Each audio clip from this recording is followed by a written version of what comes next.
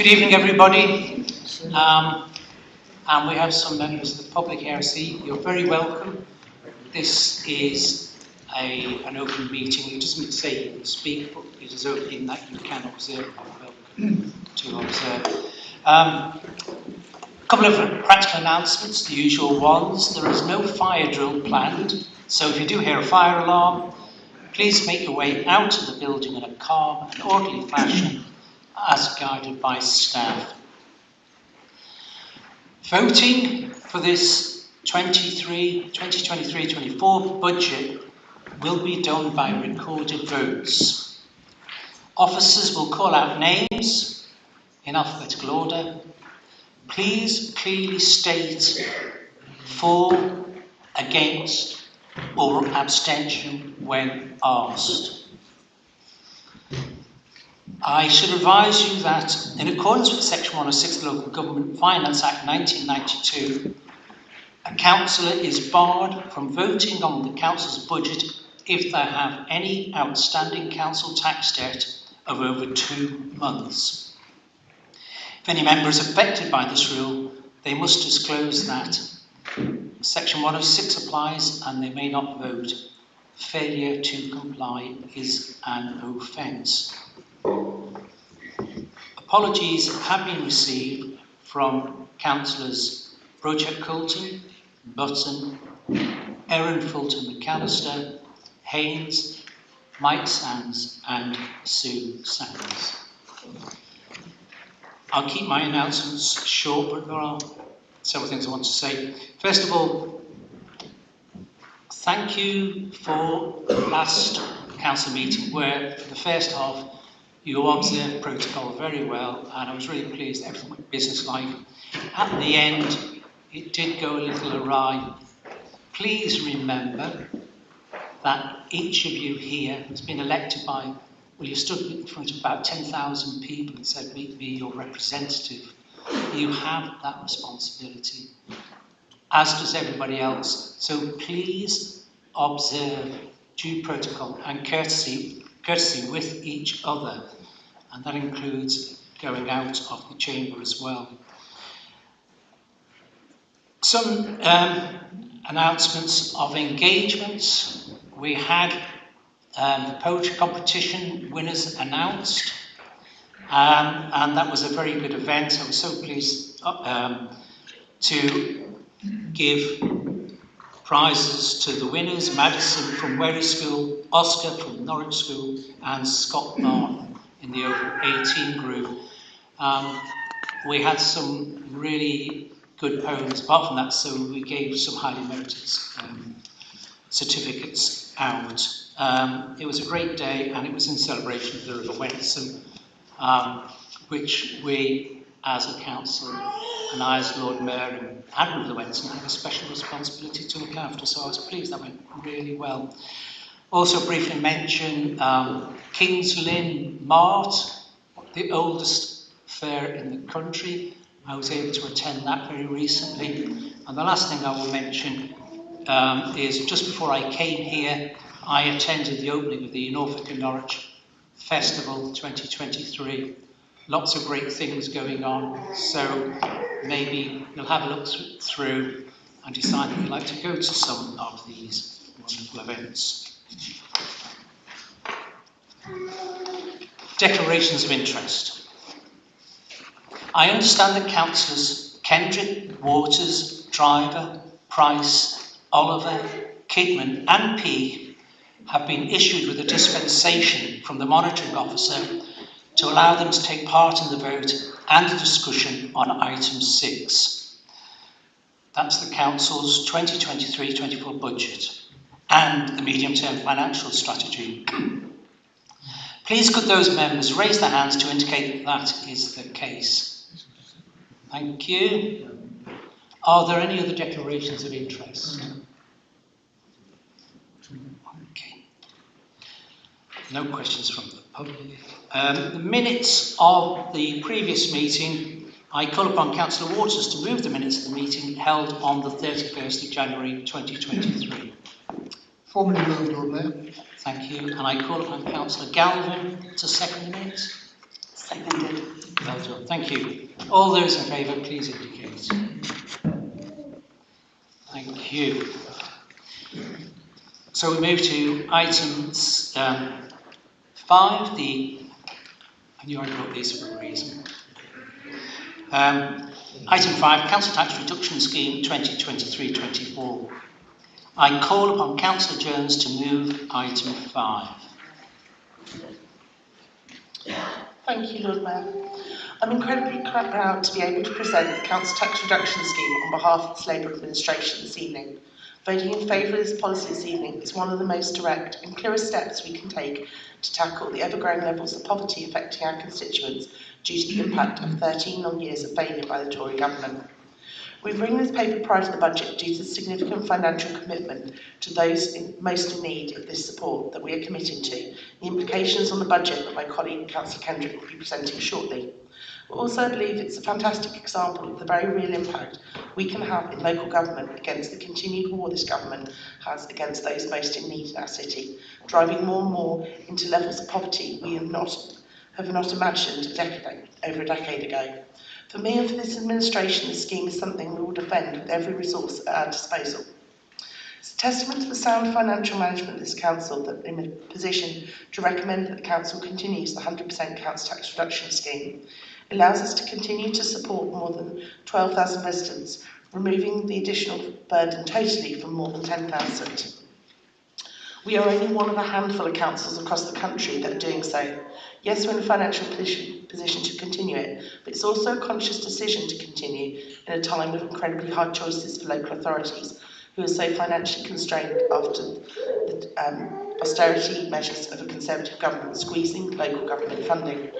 We have made a choice. We will always work to protect the most vulnerable in our communities. For our lowest income residents, the choice is already too bleak. Heating or eating is a phrase we now hear far too often. Council tax is one burden too far. I believe none of our neighbouring authorities choose to offer this support, with their poorest residents paying at least 15% since the government ceased the revenue support grant funding for local council tax reduction schemes. To some people, this may not seem like a lot, but those, for example, who receive universal credit and have even a reduced council tax payment can be a week's food shop on the difference between putting on the heating or not. There are some amendments to the scheme, but crucially, these enable more people to access support, not less. The most notable being a switch about the information used about self-employed for UC claimants as defined by the Secretary of State, which will put more people into the scheme. Other changes include a provision for possible future government schemes such as the recent energy rebate, so they do not affect entitlement. The scheme has also been amended to include an increase in working age applicable amounts for allowances and premiums, the income bracket for non-dependent deductions, and income brackets on second adult reduction in line with CPI rate of 10.1%. I'd like to thank the working group for their input in reaching this recommendation and the strong commitment all demonstrated to the continuation of the scheme. I'd also like to thank officers for their work in identifying further ways to amend the policy to ensure that residents who need this support don't slip through on technicalities and lose out, and the wider budget work that goes on through the year to ensure that we're in a financial position to deliver this crucial scheme. We can be justifiably proud that we are still providing this, and as a Labour Council, we use every tool available to us to support those most impacted by the government. This is just part of many efforts this Council make within our much wider and broader vital social inclusion agenda to mitigate the effects of Tory deliberate austerity agenda. Other vital steps include our work to promote a real living wage, the development of an emerging good employers charter, the introduction of social supermarkets and alternatives to food banks, significant and growing investment in our financial inclusion consortium, but also the steps we take to build council housing, deliver energy saving measures to homes and stop people being evicted. A wider and further work with external partners across the city, both in the business and voluntary sector, also remains critical. So Lord Mayor, with this and the many other elements of the budget to come, we will continue to strive to support and benefit the lives of residents in the city and seek to mitigate the devastating and far-reaching impact that over a decade of Conservative government has had on our society. I hope every member of the Council can vote to support this policy tonight. Thank you. Thank you. Thank you very much. I call upon Councillor Stewart to second the item. Thank you, Lord Mayor, and thank you, Councillor Jones, for introducing the report. I'd like to thank members of the cross-party working group for their contributions, with particular credit for Councillor Davis and her work on Cabinet supporting this policy up to 2022. I would also like to thank officers for ensuring this policy remains deliverable under continuing financial pressures. While I don't sit on this committee, I'm very pleased to have the opportunity to second this item tonight. I'm proud that this Labour Council is one of the few in the country maintaining a 100% council tax reduction scheme. With nearly 13,000 city residents benefiting from this relief and over 10,000 in receipt of the full discount, I think about our many households and families I know in town close for whom this financial support is a lifeline. A new report published last week by the National Institute of Economic and Social Research estimates that 1 in 4 UK households will be unable to meet energy and food costs this year. In Norwich, this equates to 15,175 households, and of course many of them are in my ward. This support is needed more than ever. Meanwhile, the Tories on County Council and at our district neighbours would have us reduce the support to 75% and match it up across the county, plunging thousands further into poverty and debt. Of course, we won't do that. Instead, I urge each of them to follow the lead of this Labour Council and reinstate 100% support schemes for their most vulnerable residents. Maintaining 100% reduction has further ongoing benefits. As part of its meagre response to the cost of living crisis, central government are providing this council with £350,000 council tax support fund. The government's proposal is to award up to £25 to claimants with outstanding balances and a further £100 as discretionary awards. I'm delighted to announce that our current policy will enable a further 539 residents will have no council tax to pay in 23-24 and 2,370 will receive an additional £125 reduction. Payments will be automatic with no need to apply. This policy will cost the council nearly £1.5 million in the coming year, and I can think of no better justification for targeting our precious resource than to help protect the most vulnerable residents in our city. I formally second this report and ask all councillors to continue supporting this policy. Thank you. Thank you very much, Councillor Stapleton. I'd like to invite the group persons. Councillor Green, would you like to respond on behalf of the Green Party? Thank you. We know that our national tax system as a whole is inherently unfair, and that many of the wealthiest people don't contribute fairly to tax revenue due to a complex array of tax avoidance schemes and poorly designed tax systems. We have to live with the fact that some people in the richest areas of the country are paying some of the lowest levels of council tax, while some of the poorest have to pay the most. In the affluent borough of Kensington, a Band D property is liable to just over £1,000, and in Westminster, a Band D is liable for only £800. Yet a Band D property in Norwich currently requires payment of £2,000 a year. The system is broken. We need to fight together for reform and to overhaul the council tax system. A land value tax, such as that used in Denmark, could also deal with land banking, while being fairer to everybody. Sadly for now, though, council tax in Norwich needs to rise because we're not getting enough funding from central government. We need to pay for crucial services, which everybody needs, to make our city a positive and safe place to live. At the same time, people are struggling with a cost of living crisis, and it's the poorest who continue to suffer most from the cuts. While we live with frustration and wait for changes in national government, we have to do what we can locally to support those struggling with everyday bills, often excessive private rents and other costs. The council tax reduction scheme is something we can do for people now to help the vulnerable. We're really pleased that the council is keeping this scheme with its 100% discount for those in greatest need and very few changes, such as using the figures that benefit 98% of people and being a more inclusive scheme. Another way we can help is by reducing fuel bills, and we've suggested in our budget amendment how we might progress this. Council tax reduction scheme is pretty much the only way we can directly make Norwich citizens in low incomes actually better off. I'm really glad to see that there's been unanimous support for keeping the maximum discount at 100% for people on the lowest incomes. It's really important that we keep this tool in our kit even if we have a directly elected county leader imposed on us. And given the political makeup and spending choices that prevail across the county, with County Council 2 suggesting that we reduce the maximum discount to 90 or even 75%. I hope we can resist the pressure and keep these decisions local for the sake of our struggling residents. Norwich City Council is right to be proud of using the only way we have, putting pounds in the pockets that most need them. My group is happy to support this, and we thank everybody involved in the scheme. Thank you very much, Councillor Green. Councillor Ackroyd, would you like to speak on the breakdowns? Thank you, Lord Mayor. No one can be in any doubt that the current council tax system is in severe need of being overhauled. Based as it is on 30-year-old property valuations, it varies widely around the country, as we've already heard, and is capped at relatively low property values, which means that a multi-million-pound property in the southeast of England can attract the same tax bill, or less, as a normal family home elsewhere. We know that council tax is regressive and disproportionately hits lower income households.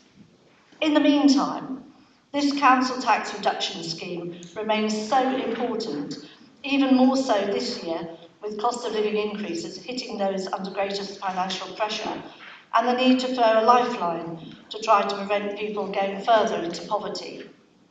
We've had detail in the report and here tonight from Councillor Jones, to whom thanks, so I won't add anything except to say that, like others, I would like to emphasise just how important it is that whilst many other councils have reduced their support, we're choosing to retain the 100% support.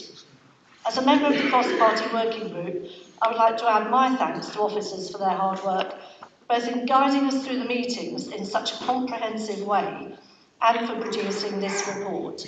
We're very happy to endorse all aspects of the council tax reduction scheme. Thank you. Thank you, Councillor Ackroyd. Would any other councillor wish to speak on this? No? Then... Oh, sorry, I didn't. Vivian, please. Thank you, Lord Mayor. If there is one thing in this budget which stays Labour different, it is the council tax reduction scheme. For anybody who represents a community like mine, they will know that the council tax reduction scheme makes a very difference in giving someone the choice between eating or heating. Keeping a 100% scheme is a significant and powerful investment that this council takes in fighting poverty, but it is a political choice. By doing this, we cannot do other things, and we must be honest about that. It is having courage in the political choices you take over the long term, which is most important, in my opinion. This Labour Council continues to invest in the practical and positive benefits which come with proven policies, such as building council homes, investing in parks, fighting bad landlords, and keeping such policies as the council tax reduction scheme. This budget is a product of careful choices and sound financial management. Councillor Kendrick and the officers who work in finance deserve real credit for this. If we vote for this budget tonight, we can have confidence that the choices we take this evening will truly change the lives of our constituents for the better, for the many, not just the few. Thank you, Lord Mayor. Thank you, Councillor. Councillor Ford Thomas. Thank you, Lord Mayor. It's just an observation, really. My day job as a welfare rights worker, I represent people going to tribunals and challenging council tax reduction decisions. I hasten to add, not Norwich City Councils, so there would be a bit of a conflict on that score. But I do see the difference between Norwich City Council and other district councils across Norfolk. It's a political decision that we've made to still keep it at 100%. Just like it's a political decision for the other district councils across Norfolk to actually make deductions from the poorest members of their communities. I'm immensely proud of what we've done and we're continuing to do, and I'm really pleased that I'm sure we can all vote for this. Thank you. Thank you very much, Councillor. Do any other councillors wish to speak? No. Councillor Jones, would you like to respond? Thank you. Thank you to everyone for their positive comments and for the support both within the working group and within the chamber tonight. And I think it's we've got many months still until we get a general election. So schemes like this are so important as being those small mitigations we can try and make, because at the moment every penny we can help someone with matters so much. So I'm given the sentiment already expressed, I look forward to your vote tonight. Thank you. Thank you very much. We will now move to the vote. All those who are in favour of this, please raise your hand. I think so. Unanimous. Right, at this point, I see a raised hand, Councillor Waters. Please go ahead. Thank you very much, Lord Mayor. I want to propose a motion without notice under section 72E of the Constitution to extend the time limit for speeches for item 6 on the agenda to the following: the Leader of the Council, 10 minutes, Proposer of the Budget, 10 minutes, Seconder to the Budget, 5 minutes, Group Spokespersons, 10 minutes each. Thanks, Councillor Waters. And could I have a seconder for this motion? Yeah. We'll now move directly to vote on this. All those in favour, please raise your hand. All those, sorry, happy? Right. You've got those. All those against? All those who wish to abstain? Okay. So that is passed, and we will do that. So we come to the meat. Item 6, the Council's 2023-24 budget and medium-term financial strategy. 2 amendments have been proposed, and we've received them in time. I've been informed of a change to the proposal for the first amendment being proposed, and that will now be moved by Councillor Osborne, and the second will be moved by Councillor Wright. Copies have been made available. They're on the Council website, but also circulated, so you should all have them. The amendments are going to be dealt with in the usual way. So there will be a speaker for and a seconder for, and at that point we will hear the amendments. But before we do that, Councillor Waters will give a contextualisation for our budget. So, Councillor Waters, would you like to go ahead, please? Thank you very much, Lord Mayor, and I'm very much hoping that this budget will be passed unanimously by Council this evening, because I think we would all acknowledge the excellent work that's been done by our officers across the whole of the Council to close a budget gap of £6.2 million without the need to use precious reserves, and focusing on delivering our priorities as a council, delivering the ambitions of Norwich 2040, which are embedded in our corporate plan, the manifesto commitments of the administration, and focusing on the spending priorities which emerged from our most comprehensive to date budget consultation. And those were the cost of living crisis, housing, parks, green spaces, recycling, and there was an amendment presented at the last cabinet meeting to add to that list, which was to put £100,000, 50,000 general fund, 50,000 from the housing revenue account as part of the Love Norwich campaign. We'll obviously have some discussion about these different policy areas this evening, and I'd also like to add my thanks and contribution by the Audit Committee and the work of the Scrutiny Committee. And it was the Scrutiny Committee that cross-party supported the Love Norwich initiative, so it is something that we own collectively, and I think a good opportunity to call out illegal fly tippers from all sides of the chamber would be a very good and pertinent thing this evening. Now, the reality is that central government since 2010 has shortchanged local government.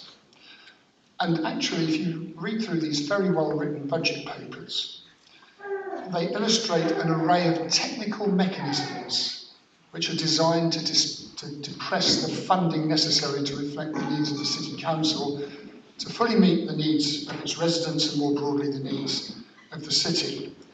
So did you know, for example, that the overall funding model for local government is based on figures and data from a decade ago? The world has moved on, and I have asked the government minister about updating it to reflect the fact that we have new data as a result of the census, but he was vague on that point. So there's no attempt by government in a very uncertain time to think about funding in the medium term. This is a one-year finance settlement. And the reality is this is about shrinking local government. So I was just trying to think, I suppose reflecting back on a few years on the council, how does that feel? And Charles Dickens' book, Bleak House, came to mind. And for those of you who know the book or seen the television adaptation, it revolves around a disputed will and it draws hapless claimants to complete despair about this endless grinding of the machine which never seems to deliver any outcome. And one of the characters says, it's being ground, like being ground to bits in a slow mill. It's being roasted at a slow fire. It's being stung to death by single bees. It's being drowned by drops. It's going mad by grains. So those of us who deal with local government finances, we all do in this chamber, they may be some of the feelings that you feel some affinity with. But if government is a problem, so are a whole range of external factors which the city has been buffeted by, often at very short notice. And the last 3 or 4 years in particular, or perhaps since 2016 and the Brexit referenda, is a time where we have had external factors impacting on our city. Global and international events, the financial crisis, COVID and its aftermath, the Ukrainian war, the cost of living crisis consequent upon the disruption of supply chains, adverse climate conditions which have really ramped up and which have been compounded by the impact of austerity and have widened inequalities across the city. So we live, we work in a highly uncertain environment. So I suppose the theme of my overarching presentation tonight is how do we address that? And we have been addressing that. So this is about essentially, how do we achieve resilience in the city to tackle all of these very difficult issues. And what we know is the scale of the problems, climate change being one of them, is too big for any one organisation to address. It's best done with a range of partners. Norwich 2040 has been the big umbrella under which that framework has been put in place to ensure we are well equipped to respond to difficult times and working towards shaping a good future for the city. And I think what we need to do is we need to continue to ramp up that work, that partnership working, looking at those social and economic trends and environmental trends that we have to address. And that's what I tried to express in the slide set I've provided for this evening. But it's also about us, and what this report does is it describes some of the work that we're doing to organise ourselves effectively for these difficult times. The Future Shape Norwich programme, for example, page 77, is designed around improving service delivery, operational efficiency, and the financial sustainability of the council, and across the medium term. Despite the fact that government haven't given us an indication, we have to work to those things. and we work with a whole range of other partners, including the Key Cities Group, because we need the benefits of those urban perspectives as well. We also have presenting to us a devolution deal for Norfolk, which has been signed. It's not something that comes in for a couple of years, but it does enable us, and again, I hope I'll have a consensus across all parties that when we write a submission as part of the consultation on this, that we are talking more ambitiously about a meaningful devolution of functions and the resources necessary, not just to deliver aspirations, but actually for funding the day-to-day services at a stable and effective level. The Labour Party has proposals which are much more ambitious than the parsimonious offered by a Conservative government, and I think those are areas where we can engage with the opposition, the main opposition parties, to make sure that we work with them to get a good deal when and if we get a Labour administration. I very much hope we do. It's much needed. So there is a narrative for us. We have a strong range of partners that came out very strongly as a positive in the challenge review we had from the LGA. So all of us have got our networks, and all of us have got a way, our local convening powers to make sure that what we try and do is to build that resilience. And what this budget describes is how we are investing in that community resilience, how we are listening to a whole range of different communities across the city to help us sort of shape an agenda that means that we will see our way through this very difficult time. We will fulfill our role as the democratically elected institution for this city. And going forward, we hope for an opportunity where central government picks up its responsibilities and that we refresh democracy at the next general election with a party that is going to be committed to, in a phrase, levelling up the whole of the country, not just selected parts of it. Thank you very much, Lord Mayor. Thank you very much, Councillor Waters. I now call upon Councillor Kendrick to move item 6. Thank you very much, Lord Mayor. The objective of this budget is very simple. To protect Norwich's people through extending security and opportunity to every citizen in our city during these tough times. That means in practice investing and prioritising in the types of service we deliver to make them that objective a practical reality. So if you have the courage to vote for this budget tonight, you're voting to build hundreds of new environmentally friendly council houses, fight the scourge of absentee landlords, improve our parks and open spaces, support the council tax reduction scheme, which provides vital assistance to our poorest citizens and delivers the practical means to play our part in tackling the climate emergency. This budget is about true sustainability, and one that delivers real social, economic and environmental justice. Without all three working in tandem, there can be no justice for all our citizens in these toughest of all times. This is the 7th City Council budget I presented before this council. The previous 6 were created under difficult circumstances, indeed with cuts in revenue support grant to this council by this Tory government. Yet this Labour administration has managed to avoid making the cuts on the scale that had been forced upon other councils. However, this year's budget has been produced under even more difficult circumstances than before. At the recent central government announcement of the local government settlement, the increase in core funding for this council was just 4.7%, less than the average of district councils and far less than the current rate of inflation, which is running at about 10%. That should hardly be a surprise, because last summer the Prime Minister, during the Tory leadership campaign, went to Tunbridge Wells and boasted that he had taken money from deprived urban areas such as Norwich and given it to wealthier councils such as Tunbridge Wells. I was due to the sound financial management of this council, the hard work of our officers and the political leadership of this administration who managed to produce a lawful and balanced budget, which manages to protect our vital council services, allows us to be one of the few councils left in England which maintains 100% council tax reduction schemes. It is a budget that invests tens of millions of pounds in this city, which is not only good for the people of Norwich, but 65% of that capital spending is done through local Norwich companies. It includes £30 million of infrastructure and skills training. While our council tax will increase by 2.99% and is below both the rate of inflation and the growth of earnings. And of course, the poorest in our city will have to pay nothing due to our 100% council tax reduction scheme.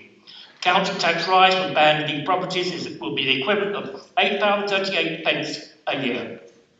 Councillor Harris, the secretary of this motion, will deal with the HRA capital and revenue budgets. In regard to my own portfolio, we have paid out government grants totalling £3.8 million in COVID additional relief funding to businesses and £9.3 million in energy rebates as well. We've been able to reduce this budget because of the good financial management by this Labour administration. A recent peer review of councils praised this council for its sound financial position, and indeed the leader of Barking Council said that other councils would kill to be in such a strong financial position as Norwich is. Rather than accepting just the impact of the Tory and coalition cuts, this council has since 2010 carefully and cautiously invested in assets which deliver a return to us. This can be used to support vital services.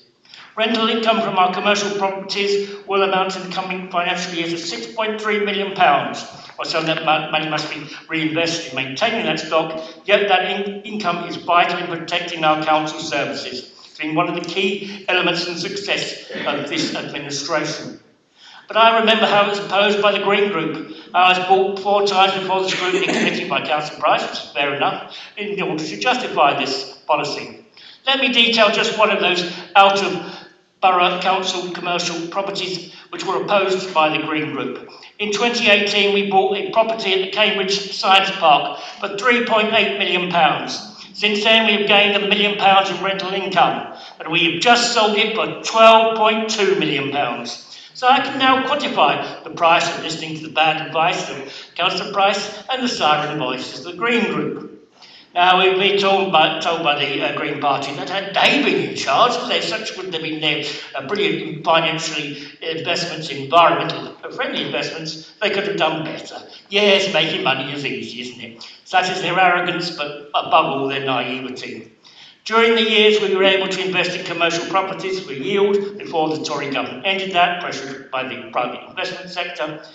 This, I can say, as this administration's resources cabinet member, I never saw a fully worked up business plan by the Green Park Group for any business investment.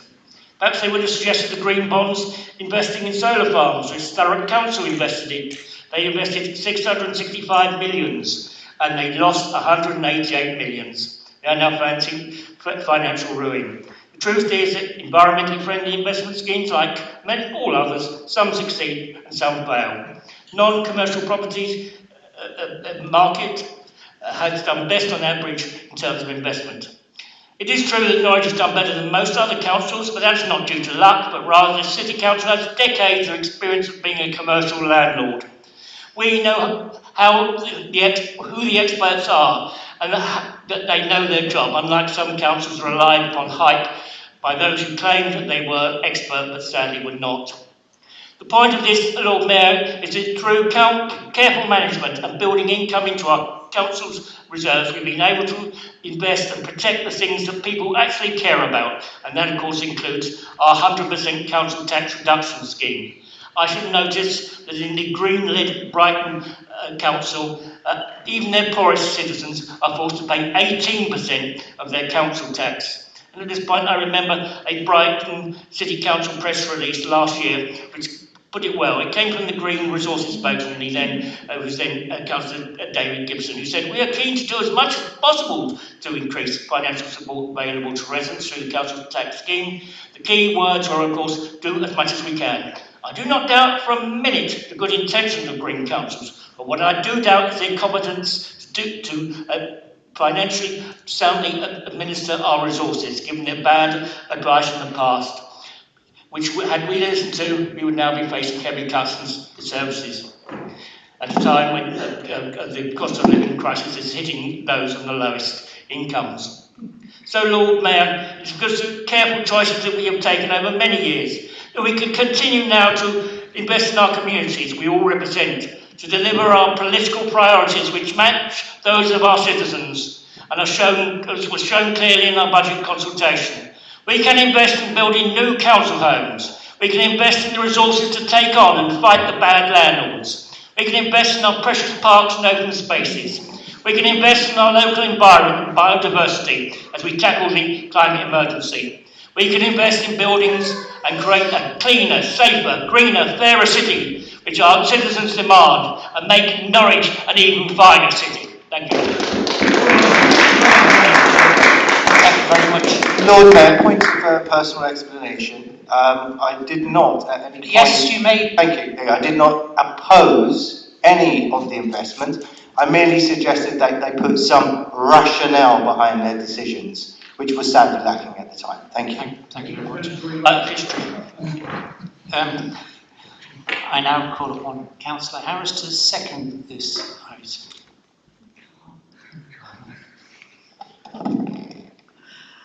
Thank you, Lord Mayor, and to all the officers involved in the preparation of these papers in front of you, which put forward our priorities as a Labour City Council. I've always known that politics is about a chance to make change.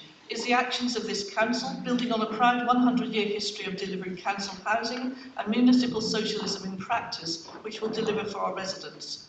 Lord Mayor, be under no illusion. Only an active supportive vote for this budget will deliver this ambitious HRA capital programme for 23-24. It will mean new council homes will continue to be built, the repair and maintenance of existing stock, including 260 new kitchens, 125 new bathrooms, 179 adapted bathrooms, the start of the new door entry programme, and the quality of life improvements so valued by our residents and communities. All councillors are aware that the housing revenue budget covers expenditure and income plans relating to the ownership and management of the council's social housing stock. Through this last year, a significant piece of work has been undertaken to review the HRA 30-year business plan. The business plan includes all our income and expenditure plans for delivering housing services in Norwich. It sets out our priorities and it will be updated each year to take account of annual budgets. Through the business plan review, we have responded to the climate change agenda by identifying the need to invest over 290 million over the next 30 years to ensure our homes are as energy efficient as possible, making them warmer and more affordable for tenants. And we have continued our commitment to develop homes, with plans for the provision of 220 new homes over the next 5 years. There are significant pressures on the HRA. Costs are rising faster than income, but we are and remain an ambitious council. Every year has its challenges, and this past year has been no exception. At the beginning of this financial year, the building repairs and maintenance service was transferred from Norwich North Building Limited to our own company, Norwich City Services Limited. We have been working with NCSL to establish the new operating arrangements. However, as with all new contracts, there were legacy issues which we inherited, and this has impacted the new services' ability to find their feet.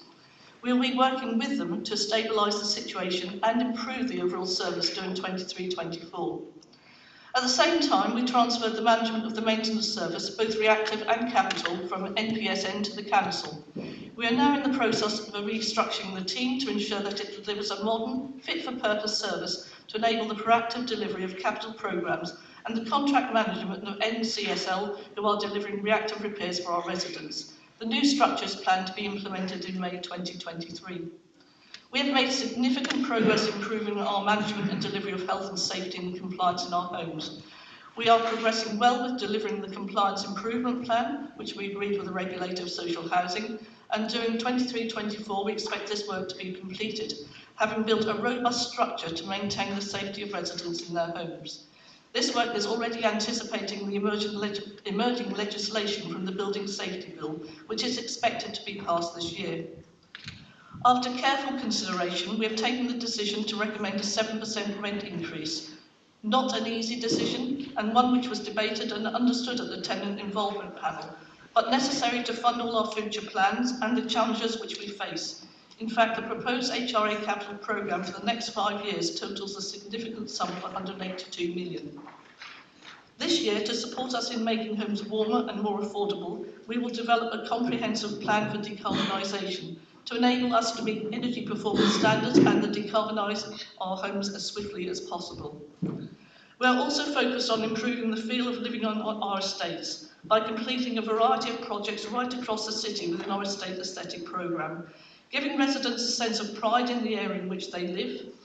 These are sometimes small things like a new bench in the sheltered housing scheme, a new accessible drying area behind a block of flats, or larger schemes such as the newly refurbished play area in Durham Place, which opened last week.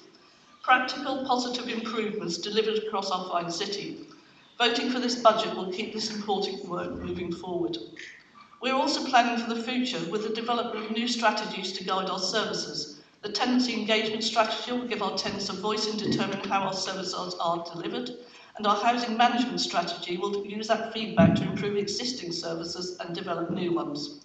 Finally, as you'll see from the papers in front of you, I have 5 suggestions as to what this miserable, failing Tory government could do for us. However, as sensible as I feel my suggestions are, and there could be so many more, I think we all know that until we have a Labour government, we are unlikely to see any real change for the better.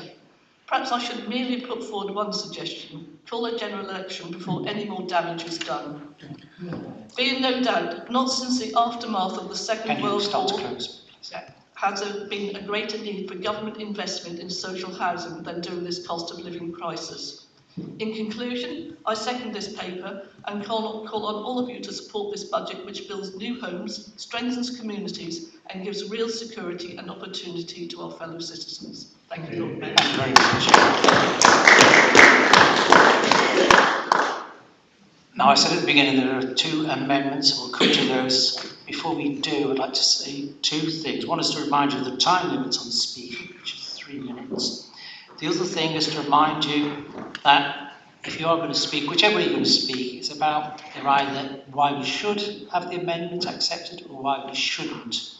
Any other general speeches will be stopped. There's going to be plenty of time when we come back to the substantive motion for you to speak, so please focus what you have to say. With that in mind, I call upon Councillor Osborne to move the first amendment. Please go ahead. Thank you, Lord Mayor, and thank you for the speeches so far. In proposing this amendment, I'll speak to part of our proposals, in particular parts that address retrofitting. My colleagues will cover the rest of the amendment.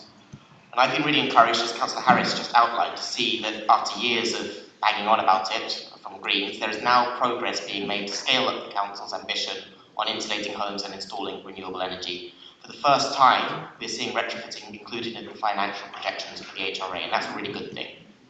But we really need to take the opportunity now to scale up big, scale up quickly, and use retrofitting as an opportunity to create income. This council can be truly cutting edge, it can be visionary, and driving the local authority economy required to achieve net zero. And 2 of our amendments are designed to do exactly that. We cannot afford simply to wait for central government to get with the programme before we start providing the infrastructure to deliver retrofitting at the pace that is required. We cannot wait for the government to provide the retrofit sector with the stability needed to invest in skills, but this council, we can do that. There are opportunities in the retrofit market which has historically been underdeveloped due to years of stop-start funding. And as a council, we should be looking to make the most of those opportunities while driving forward on actions that can benefit council tenants and Norwich residents by providing warmer homes and cutting bills. Our amendment to explore the immediate opportunities of commercialisation is a step towards that and can become self-funding as we deliver retrofitting services to Norwich residents who live in private housing as well. Before Councillor Kendrick comes in saying that Greens never proposed things to raise revenue, which he already has, but I'm sure he'll do it again, we've heard it so many times, this is an example, an additional example to the ones we've given before. This approach can be piloted through the full decarbonisation of 20 social homes, and to be very clear, that's a pilot and would be providing the evidence base and the feasibility to scale that up at a much larger scale. It would also be allowed to the council to demonstrate that they can be a trusted provider in retrofitting common Norwich housing archetypes and open up the opportunity to commercialise retrofitting by offering the service to private tenure. This pilot project would therefore provide a multitude of opportunities, including using government funding to retrofit more council homes. It would trial a new way of funding retrofitting through community municipal bonds or blended finance. It would pilot a way for whole house retrofit that can be extended to other council homes. It can provide a portfolio that will allow the council to build a retrofit business, ultimately generating income for the council. And through this venture, it will offer an opportunity to build the retrofit skills and therefore address a skills gap that is currently puts our net zero ambitions at risk. Green councillors have been promoting the idea of a whole house and cost-effective retrofit. This is a pilot to show how it can be done. In addition, we would address extend the pioneering scheme with Scholar Solar together to cover all the things that we need to do with the retrofit. Thank you. Thank you very much. I now call upon Councillor Galvin to second this motion. Formally second and reserve the right to speak. Thank you. Thank you, Councillor Galvin. I now call upon other councillors. Councillor Hampton, Councillor Kendrick, Councillor Oberline.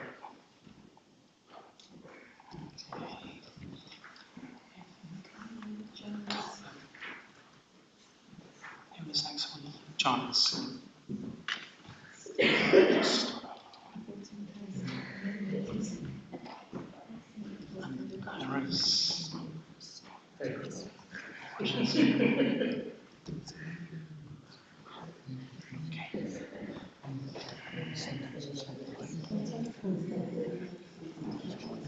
Right, we'll just.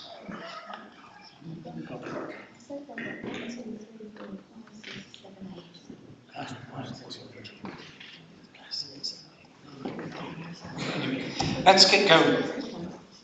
So, Councillor Hampton. Thank you, Lord Mayor. I'm afraid I won't be voting in favour of these amendments, and the main items in here, which are either in or overlap with my portfolio, are those on investigating commercialisation of retrofit, scoping further collecting bidding schemes, and piloting enhanced retrofit. And quite simply, these are things that are already set to be incorporated into the Council's new environmental programme, and as such, they'll be funded by existing operational budgets. So were these to be accepted, it would largely be a duplication of work and would needlessly be drawing on our reserves or otherwise relying on unsound funding proposals, which is not a sustainable way forward. So regarding collective bidding schemes, this is something the Council has a strong track record on. We were the first council in the UK back in 2015 to run a reverse public solar auction to enable residents and businesses to benefit from low group purchase prices. On a similar theme, we were the first in the country to run a collective energy switching scheme, and this only offers renewable tariffs, bringing environmental benefit as well as savings to residents. So it's a concept we're more than comfortable with, and as I've indicated, scoping work to potentially run similar schemes for other decarbonisation investments is already set to be incorporated as part of the environmental programme.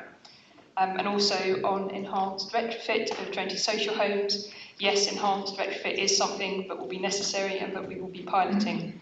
So far, we've rightly focused on lighter works, which minimise disruption to the resident and are low-hanging fruit in the sense that they deliver carbon savings and benefits to residents in a cost-effective way, suiting the money that is available to us.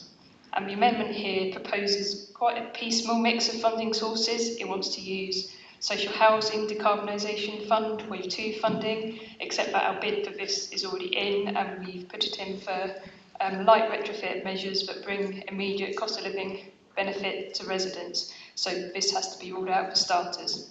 It also cites municipal bonds, which are already anticipated as part of the funding arrangements for the environmental programme. So as this is a concept that has already been accounted for in existing work streams, this amendment is again a step behind and not needed, let alone with the inadequate funding proposals given here. And just to wrap up, an outline of the structure and approach of the environmental programme was presented last week at SEEP, our climate emergency panel, for members to feedback and ask questions on. There will be further consultation opportunities this year, so I hope members will engage constructively with this.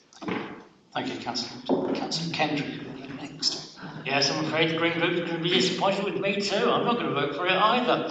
Now, year after year, the Greens suggest that we take money out of reserves. He must be very grateful that we didn't always refuse those requests in the past, otherwise they'd run no reserve to take out today, would they?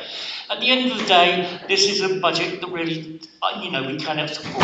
First of all, there's several particular points. I think Councillor Hampton has made quite clear in terms of municipal bonds. Yes, this is something that we're going to certainly look into and investigate it, but it would simply be premature to put a figure here and now on what we'd actually invest. So let's, as has been said, this is a work stream that will go on in the future, and we should carry on with what this administration already proposed.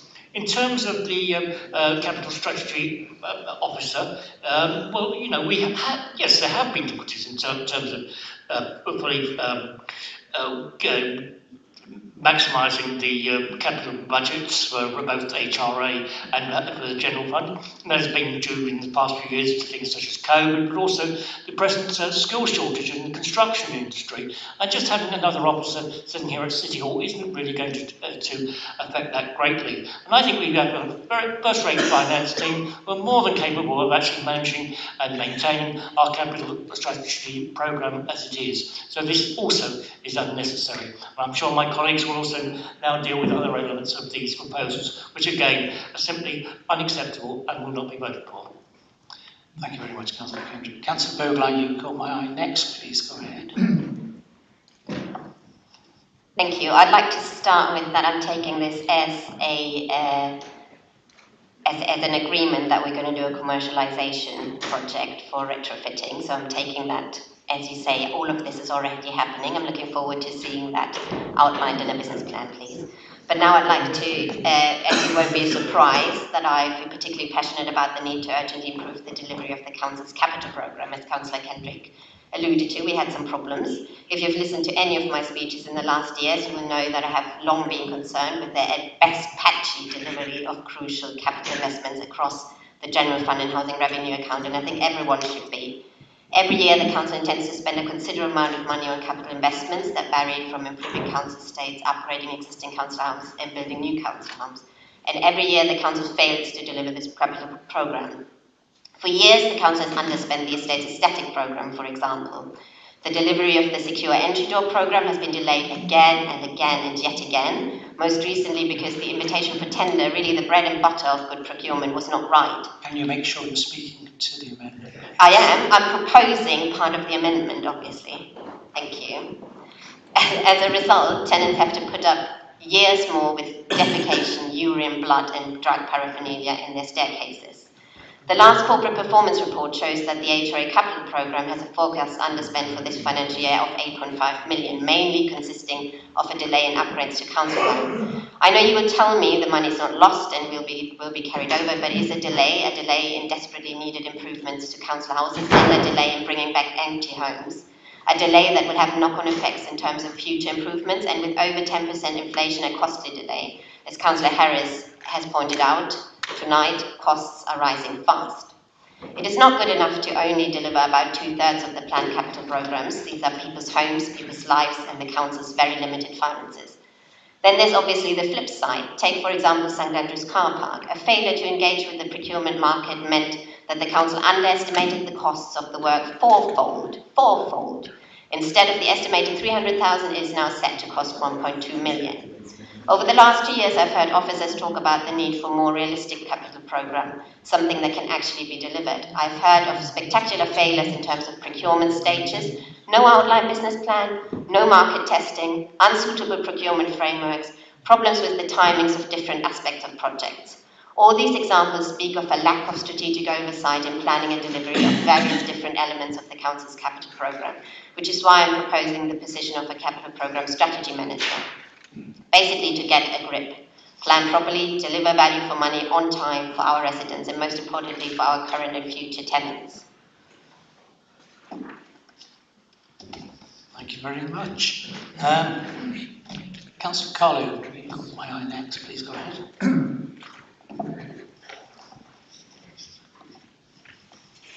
Thank you, Councillor Maguire. So I'm talking about two smaller issues. Firstly, in relation to the £30,000 one-off grant to Norfolk Citizens Advice for providing additional face-to-face advice. That's to be taken from the general reserves. Councillors may have read Polly Toynbee's Guardian account of her visit last November when she wrote, "This branch of Citizens Advice is only open for 2 hours on weekday mornings, as it can't cope with any more clients for its volunteers to triage. Appointments are fully booked for the next 2 weeks and sometimes desperation explodes." And she quoted the advice coordinator as saying, "We're just about the only face-to-face service left. Everything else is online or a phone line that never answers. No humans to talk to." Face-to-face meetings are vital for helping people with complex problems, those without access to IT or needing help with filling in lengthy forms for health and disability benefits. Last year, the council gave a generous £171,000 to 6 advice bodies, including Norfolk Citizens Advice. Even so, more money for face-to-face meetings is desperately needed to help people through the immediate cost of living crisis. Secondly, money for tree planting and maintenance, £100,000 in total, to come from the grass cutting budget of over £500,000.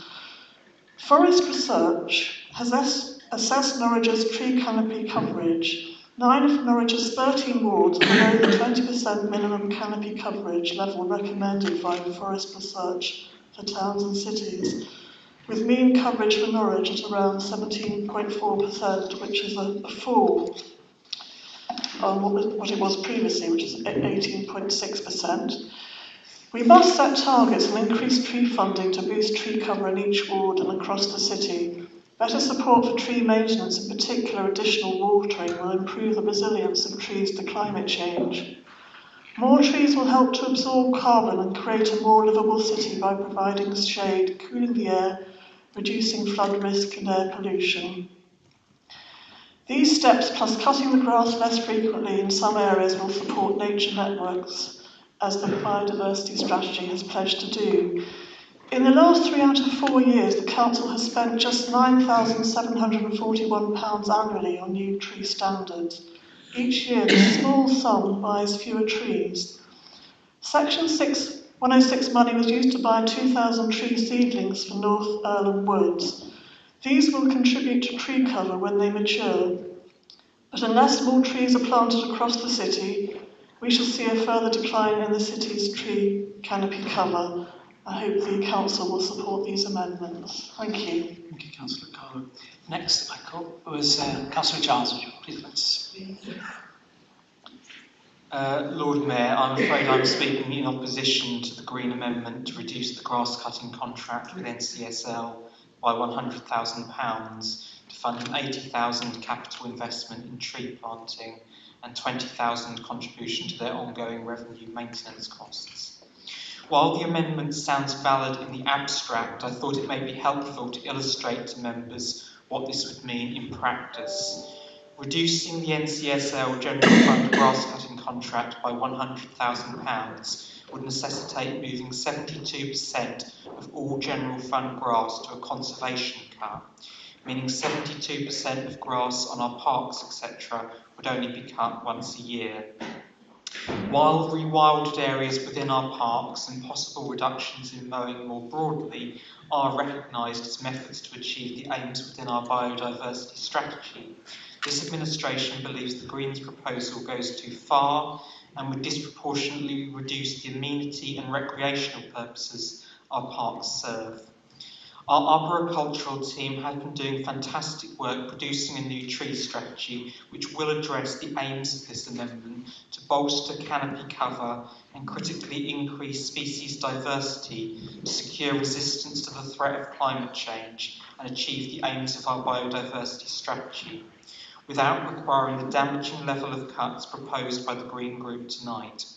We will apply through the Urban Tree Challenge Fund and the Local Authority Treescapes Fund to secure the necessary funding to achieve the aims of this tree strategy.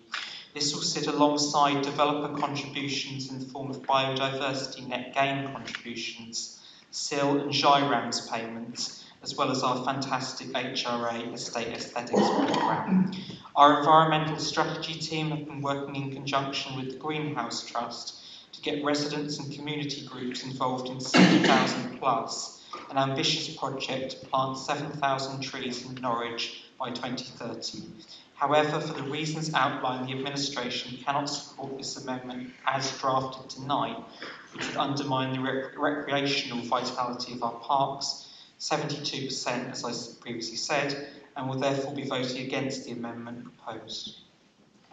Thank you very much, Councillor Charles. Next, Councillor Stannard.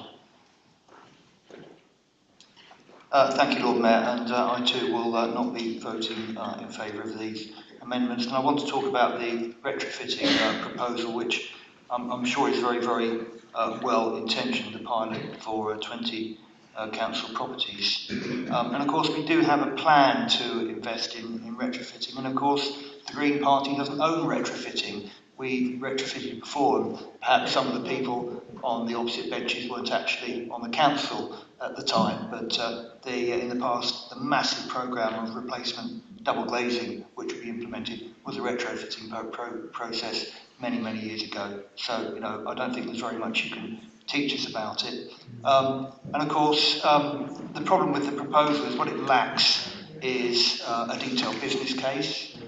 It's very easy to make these high-level proposals, but actually we don't have that. We don't have that backing it up.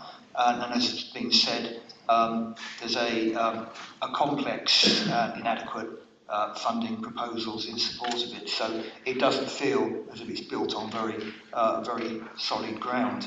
But of course, if we really do want to be ambitious, and we do, then what we need is a Labour government, so that we can implement Keir Starmer's 2021 commitment to invest £60 billion over 10 years. That's £6 billion a year in retrofitting of this nature. That would make a huge difference to energy efficiency, reduce CO2 emissions, and cheaper fuel bills. That is real action. It's real action on a scale necessary to meet the commitment, and I think that's what we need to be looking at, rather than tinkering at the edges, really, with a fairly small and unevidenced programme which lacks a detailed business case and doesn't have a strong financial foundation. Thank you, Councillor Stannard. Councillor Fulton Gallister. I withdraw. I've been given advice that I may have a conflict of interest and can't speak on my point. I was just about to raise that. I was going to let you speak first, but yes. So, now that you mentioned it, there are a couple of members that realise they have other interests on the agenda. Councillor McAllister's mentioned his membership on the NCS board, and this also applies to Councillor Ford Thomas in relation to the amendment. Councillor Giles, you're a member of the Norwich Historic Churches Trust. Yeah, it's not related to this amendment. But they are unsubstantive. The officers rule them as such. Okay. So, Councillor Fulton, Councillor Scott. Okay, right, thank you. Okay. It was about NCSL, so I won't speak.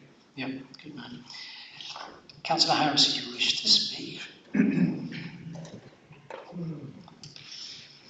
Thank you, Lord Mayor. I just want to pick up on two small points within the proposed amendment. I will be voting against the amendments. The first point is about the small saving or reallocation of 25,000 to do with domestic boilers. So, as you're all aware, we are undertaking a stock condition survey of our own houses, and we will continue to develop a strategic whole house approach to improving our stock. We've already identified that the life of domestic boilers within our properties could well be extended if they are still in good working order, and that has already been factored into our thinking. However, although there's a small request of reallocation of 25,000 from the Green Party, it must be pointed out that replacing a domestic boiler with an air source heat pump can involve a considerable amount of internal work, and indeed cost is more expensive. The replacement of with air source heat pump is more expensive than an ordinary domestic boiler. So there wouldn't be any net monetary gain from doing this. But any money that we initially save by the life extension of domestic boilers needs to be utilised for our own strategic plans, with work to be concentrated on the concentrating on the properties most in need. So that's my thought on the 25,000. And then the point about the capital strategy manager, as I mentioned in my speech, we are already undertaking a review of our asset team, and there will be a manager appointed there. So again, we could be duplicating. We need to look at things strategically rather than piecemeal. Thank you. Thank you very much. Can I just make a point of order, please? What is the nature of your point? Just to clarify, because I think it's misrepresented. Just a personal statement. Yes, it's just a misrepresentation of what the amendment actually is. Obviously, the 25,000 is not meant to pay for a bill.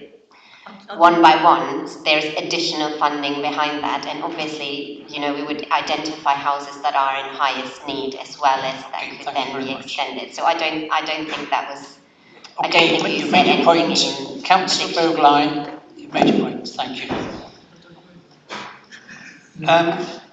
Councillor Waters, you also indicated you wish to speak. Yes, Lord Mayor, and this is on the proposed grant to Norwich Citizens Advice to provide face-to-face advice.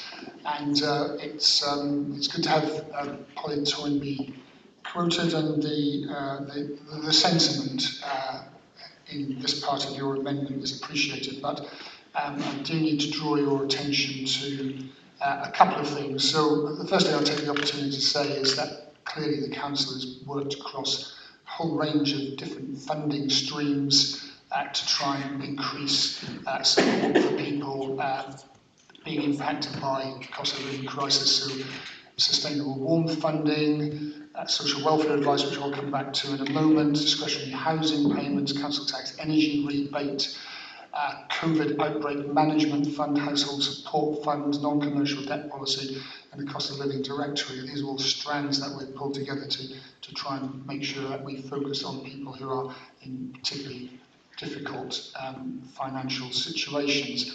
The particular point about grants, so we put £10,000 extra of our own funding into this area, into advice. And also, and I chair this board, the Norwich Health and Wellbeing Partnership, we put an additional £83,000 into advice services. Now, there is a process around this, and we have a finance inclusion consortium made up of a number of partners, and when that money has been allocated, it goes to the consortium to look at the data, to think how best to deploy that resource, and to think about where it can be most usefully placed. So that should provide you with an assurance around the work the council is doing in this area, but it is really inappropriate, given that it's a kind of collective decision made by the consortium to decide how best to deploy those resources. So on that point, I'm unable to support this part of the Green Group amendments. Thank you very much, Councillor Waters. Any other members wish to speak? Councillor Stookley. Councillor Stookley. Thank you, Lord Mayor. I will also be voting against this amendment. But just for clarification, in case there was any misinterpretation, from Councillor Bogeline's earlier speech, Councillor Hampton, I think, said that we will investigate commercialisation opportunities and not to actually necessarily deliver them, although, of course, if they are scoped out and deliverable, that's something that we will pursue. And just like your own amendment, £60,000 is only enough for scoping and not for delivery as yet. So just for clarification. Thank you very much, Councillor Stookley. Any other member wish to speak? Right. Councillor Osborne. Oh, all right.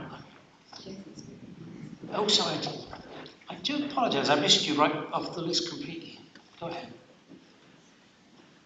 Thank you very much for taking the time to come back on so many points. I wanted to reassure you that it was all shared with officers, fully costed and intended to be helpful to the council and its budget. So just to take a few of the points, Councillor Hampton said it's all already there, but the council is focusing on lighter works and low-hanging fruit. We need to do so much more than that. Our amendments intended to kickstart and assist. For example, there is an agreement that whole house retrofit is needed so that individual measures don't counteract each other. And we're trying to help the council get on with that and get on with it now. Councillor Kendrick took issue with the business change reserve being used. That's what it's there for.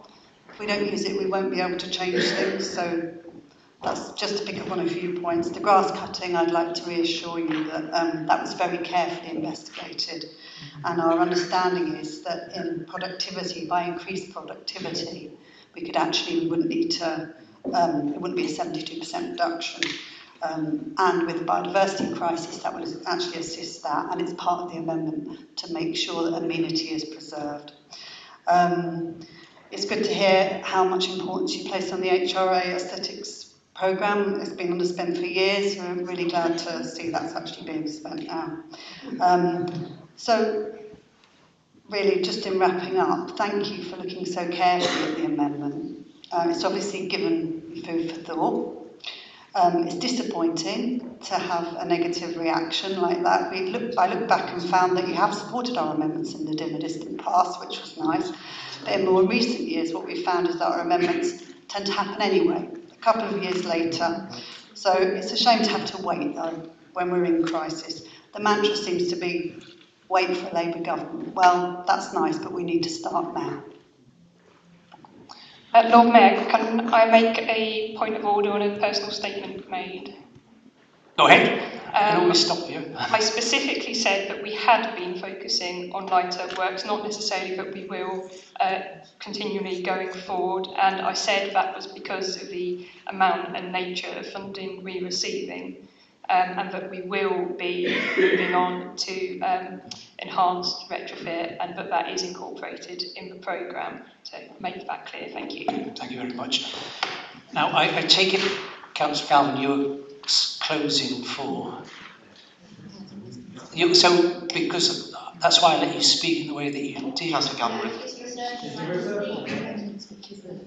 Well, that's beside the point. So, Councillor Osborne. Thank you. Actually, Councillor Galvin did put it very well. She could have been summing up for me. Just to pick up some of the things that were said, the Community Municipal Investment Bond, it's really good to hear that those are being explored now. I met with Councillor Kendrick in 2020 when we first proposed that. So it's good to, and at the time, Councillor Kendrick said that it wasn't possible, wasn't something that the council was going to look into, we didn't need it. So this is an example of where I would hope that Labour councillors would be listening to some of the ideas, realising that they don't have a monopoly on some of the ideas that could be driving the council forward, that could be innovative and forward-looking. And that's what I would hope that the councillors opposite would take from this discussion. As another example, Councillor Berglein put the 7,000 plus trees project that was mentioned. That was as a result of Councillor Berglein putting the people involved in touch with the council. So, again, just try and listen a bit, please. What I would hope to see, Councillor Stutely and Councillor Hampton sort of implied that the commercialisation is being looked at, is going to be scoped already. That it's good to hear. What I would hope to see is a report coming to SEEP within 6 months, demonstrating how we're going to do that. If it's in train, we should already be in a position to do that. And as Councillor Galvin said, we need to be addressing more than the low-hanging fruit. We need to be taking more than a light touch approach. Councillor Giles referred to the tree planting programme. Currently, we only pay about £9,700 a year for tree planting over the last 3 to 4 years. That is nowhere near enough if we are going to be serious about addressing biodiversity, and that pales in comparison to the £530,000 spent on grass cutting. So I hope that the Labour councillors will be realising that this is a serious budget amendment. It's been costed, it's been gone through officers, and it will, no doubt, we'll see some of these ideas coming in 3 or 4 years' time, and we will have wasted a lot of time for not having taken it up now. Thank you, Councillor Osborne. Point of personal explanation. My accounts meeting with myself and Councillor Osborne from 2020 does vary considerably. I think at the time I said that we would need more information, need to be worked on, and a proper business plan. We are getting there. There's no question about that. That's not. Okay, thank you very much. We will now move to the recorded vote. Names will be called out. Please indicate whether you are voting for the amendment, whether you're voting against the amendment, or whether you wish to abstain on the amendment. Lord Mayor, could I ask, could those of us with a conflict of interest vote on this or not? The monitor. The interest declared are relating to very specific parts of the amendment, and therefore I treat it more generally as an other interest which would still allow you to vote. Right, so please go ahead. Thank you, Lord Mayor, and if you could just remember to pop your microphones on each time you say the one for or against or abstaining, that'd be really helpful. And off again. And off again. So, Councillor Ackroyd.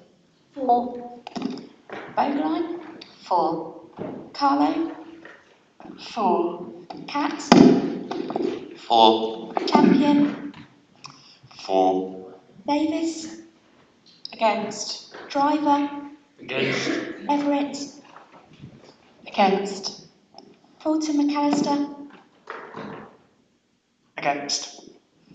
Galvin. 4. Giles. Against. Graham. 4. Hampton. Against. Harris. Against. Huntley. Against. Jones. Against. Kendrick. Against. Kidman. Against. Lubbock. 4. Maguire. Against. Oliver. Against. Osborne. 4. Padder. Against. Peake. Against. Price. 4. Schmierer. 4. Stonnard. Against. Stuteley. Against. Vaughan Thomas. Against. Vivian Thomas. Against. Waters.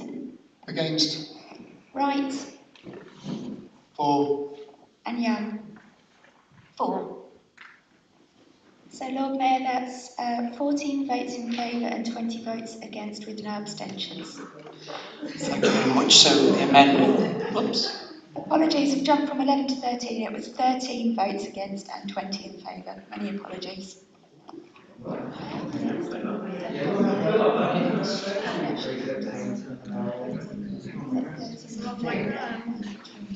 Yeah. So 13 for the amendment, 20 against the amendment, so the amendment drops. We now come to Amendment 2, and with those same reminders, time and focus, I call upon Councillor Wright to move the Amendment 2. Please go ahead. Thank you, Lord Mayor. As local ward councillors, the issue of charging for parking at Eaton Park has been a significant one, with many local residents and user groups getting in contact during the consultation period to voice their concerns, and also now following the confirmation the scheme will go ahead. I present this amendment today in the full knowledge that the council needs to increase its revenue, as nobody can dispute the need to increase council income in these bleak times for local government finance. But there are alternative ways of achieving the same financial outcome. This amendment seeks to write back and eliminate fully the income targets associated with the parking in parked proposals, which were implemented in the 21-22 and 22-23 budgets and the proposed 23-24 budget. It does so without resorting to the use of reserves, but by bringing forward into 23-24 an existing 50,000 proposal for advertising on vacant land, and also that 35,000 of the 480,000 of car parking income for 24-25 budget is brought forward to 23-24. Whilst there is a degree of risk, this represents around just 0.5% of the overall car parking income budget. The Council Section 151 officer has considered the budget amendment and confirms that the proposed approach to funding these items is sustainable in the context of the Council's overall level of resources. I would like to offer my thanks to Neville for his assistance in producing this amendment. During the budget consultation last year, almost half of those people who responded stated that they were in agreement with increasing fees and charges for services, as I'm proposing here today. Whereas the recent Eaton Park parking consultation, 91% of those who responded, 655 people, said that they objected to the introduction of the park tariffs, an overwhelming voice against this scheme from the public, I think. I'd like to thank the officer who was able to finally provide me with those figures today. This figure seems to me to be quite a conclusive reason as to why we should consider a different approach and to demonstrate that this council does indeed listen to consultees, with local residents in particular being concerned about motorists potentially parking in local roads rather than pay the charge. It is therefore with hope rather than expectation that I urge you to support this amendment today. Thank you. Thank you very much, Councillor Wright. Call upon Councillor Lubbock. Second, please go ahead. Thank you, Lord Mayor. Councillor Wright has now put the amendment before you. This decision therefore becomes a political decision for the administration, not one of financial necessity. I would like you to consider some examples as to the implications these charges may have on park users, on park facilities, and on sporting activities and those living around the park. Dog walkers and occasional walkers may stop using the cafe. Parents may stop taking their children to football training because they can no longer afford the extra for paying for parking. Pitch and putt members who already pay a membership and then £6 to play decide to stop their membership. Eton Tennis, the flagship project which delivers opportunities to play tennis for just £35 a year, underpins the financial model for tennis in Lakenham, Hartford, Waterloo and other parks. If the parking charges affect that model, then the whole financial model may become broken, jeopardising the future of Bowthorpe and Alderman Walker potential development, and even the developing sports strategy. And that comes from Chris Evans, who is the manager of Eton Tennis. Because of the success of Eton Tennis, their staff are in the park more than anyone else. 7 p.m. on a winter's evening, when it's dark, they are the eyes and ears informing the police of antisocial behaviour. The less people there are in the park, the more antisocial behaviour there is to blight people's lives. We have successful park runs on Saturday and Sunday, 400 runners or so. Will they pay to park or choose to park on surrounding roads and impact on the residents who do not have any parking restrictions such as permit parking? I think you get my thread, and that is that these parking charges will have unknown effects on so many aspects of the park, those who use it, the businesses and the residents living in the surrounding area. How can this council consider charging without a thorough consultation which informs the business case for doing so? The consultation was the same for everyone, for individuals and for businesses alike, so no special care for small businesses here. The result of the consultation, as we've heard, was a whopping 91% of respondents opposed the car parking charges. I would like now to consider the issue of £30,000, which has already been spent on upfront costs, presumably including the cost of the car parking machines. Was the money spent even before the consultation was complete? Yes, most likely, leaving this council open to the attack that the consultation was a sham. But I'm not surprised by this. The council has been secretive throughout, not revealing the results of the consultation nor the business case until 3 p.m. today, when I was promised 3 weeks ago by Councillor Giles that I would have it. So please stop this process, pause it, think again, and please support this motion. Thank you very much, Councillor Lubbock. Amendment. Any beat me to it? Councillor Giles? And David, did you? No. Anyone else wish to speak? Councillor Stannard? Councillor Osborne? Okay. Councillor Giles, please go ahead. Lord Mayor, I'm afraid the administration will be voting against this amendment tonight.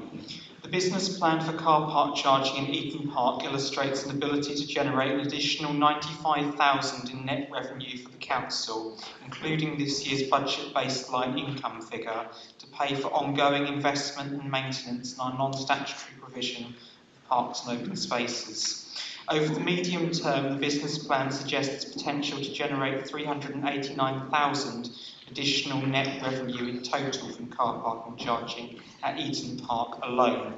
I'm afraid the significant financial challenges the City Council faces due to 13 years of eye-watering government austerity, aided and abetted for the first 5 years by the Liberal Democrats, make such decisions to raise income to pay for services unavoidable. While the alternative measures outlined by the Lib Dems for the next financial years are superficially attractive, I'm afraid this administration regards them as imprudent. Firstly, in relation to increased income of £35,000 from our existing city centre car parks being brought forwards to the next financial year. We raised city centre car parking charges significantly only in November. Charges in St Andrew's car park for a 3-hour or 5-hour stay, for example, went up by £4. The administration believes further increases in such quick succession to city centre car park charges, as outlined by the Lib Dems, would be punitive and risk damage to the city centre economy, including our very own market traders. Councillor Stonnard can expand. Secondly, in relation to the proposal to bring forward the generation of £50,000 advertising income on vacant land, this proposal is still at an infant stage and will be subject to a robust business plan and review through the Future Shape Norwich process by the Design Authority. There will be regulatory and procurement challenges to overcome that will need to be navigated for this ambition to come to fruition. Even if this process were expedited, this proposal is unlikely to start generating revenue until late in the financial year, and thus could not produce the lost income from abandoning car parking charges at Eaton Park. I would further highlight that this amendment from the Lib Dems does not illustrate how the medium-term additional revenue lost from abandoning plans to charge for car parking at Eaton Park will be replaced. It is only a short-term proposal which would push this difficult decision back a year. I would also raise a query as to why the Lib Dems are proposing to delete car park charging in Eaton Park, but not the capital proposal in the budget papers with regards to expanding it to Waterloo Park in this coming financial year, subject to business case, with the aim of generating a further £38,000 in net revenue. There seems to be some possible pork barrel politics going on, best avoided. Lord Mayor, we are having to make some difficult decisions here tonight in order to balance the budget and continue to maintain and invest in our vital public services, including our much-loved parks and open spaces. I'm afraid the Lib Dems have failed to come up with a robust set of alternative proposals. Thank you very much, Councillor Giles. Councillor Stannard. Yeah, a number of things I want to say. I mean, first of all, the concerns which have been presented are unevidenced, and I would say car parking in general, there is little evidence that large amount of parking is displaced when fees increase or fees are introduced. And what tend to happen is that people want to park as conveniently as possible, and they will carry on parking conveniently, and they'll pay the charges. And you need to look at the business plan, and the income that we estimate we will receive from the charges demonstrates, the very fact that we expect to get that income demonstrates that we believe the parking won't be displaced. So and you can see that in the business plan. So I do think that the concerns are being expressed are, as I say, not based on evidence. It's rather what could happen rather than what we know is most likely to happen. And we know time and time again when we increase car parking charges or when they've been introduced in the past that it hasn't had that effect. And I would also add one further thing, which is if we are permitting free parking in order to encourage people to use the car parks in the park, we're basically encouraging people to use the private car, and we really shouldn't be doing that. We should be encouraging people to use public transport. we should be encouraging people to walk to their local park, and indeed, many of the people who use Eden Park are actually people who drive in from outside the city. We really do need to be encouraging more sustainable use of our car parks, and I think that's the fundamental point. Thank you, Councillor Starr. Councillor Osborne. Thank you. I think it's actually telling that 90% of the consultation responses were against the car parking changes, and I think Councillor Bogerline is going to speak a bit more about what that means and actually how this council does consultations. I just want to acknowledge that first. However, I do agree with Councillor Stonnard that there isn't evidence of displacement of parking when you introduce fees, and I do agree that we need to be addressing sustainable transport. We need to be disincentivizing car parking and use of private cars. But I would actually want to see that scaled up on a wider level across the city. I'm happy to talk to Councillor Stonnard about ways that can be done. We also can't support the rollout of more advertising on council land because it goes against the policy that was agreed at council in 2021, where we agreed that actually we should try and limit the amount of advertising that is displayed across the city because of the harmful effects that it can have, especially junk food advertising, alcohol, gambling, etc. So we can't support this amendment. However, I think Councillor Bogerline will talk a bit about the reasons why actually there needs to be some lessons learned from how this consultation is done. Thank you very much, Councillor Osborne. Councillor Bogerline, and remember you're speaking. Yeah, I've not done nothing else this evening, excuse me. So I think you've plunged us into a bit of a dilemma. I agree with all the points made about that we need to reduce private car use. I also agree with that we don't want to see more advertising. I believe actually I saw a few Labour councillors nodding when we talked about advertising. I think that's brought forward from your next year's budget proposals. So, you know, I hope we won't see that in there then. But on the other hand, you've run a consultation, 700 people have responded, over 90% were against it. That's evidence as well. I mean, you can't say that this proposal is not based on evidence because perception, opinions and responses to consultations are evidence and you need to treat them as such. Now, what is that evidence of? That you haven't engaged well enough, that you haven't given opportunities beyond a tick box exercise. And I think that really, really needs to change. You can't sit there and Focus on the amendment. I am focusing on the amendment. I think you're talking about the consultation process, which is yes, but that's the base. That's the base. That's my ruling.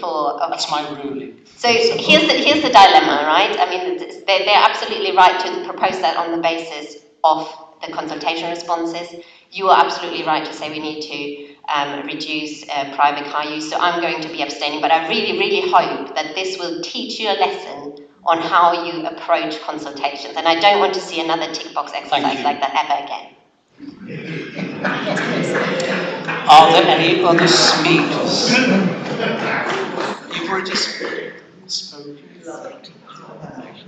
Councillor Hampton, please go ahead. Yeah, a consultation isn't a referendum, and at the end of the day, there are going to be actions for important climate actions or important actions to plug budget holes in order to protect completely vital services that are not going to be popular. That's the reality of the situation we're in. Thank you very much. Any other member wish to speak? Councillor Stootley, please go ahead. Yes, thank you. I'm going to vote against. I live local to this park, and I do believe there was quite a bit of fear whipped up about this particular proposal. And as other councillors have said, I think overall it's going to be beneficial to both the council and the park, and we should indeed be encouraging modal shift to public transport. There's a good bus service to the Eaton Park. Thank you very much, Councillor Stootley. Any other member? No. Right. Councillor Wright would like to respond, please.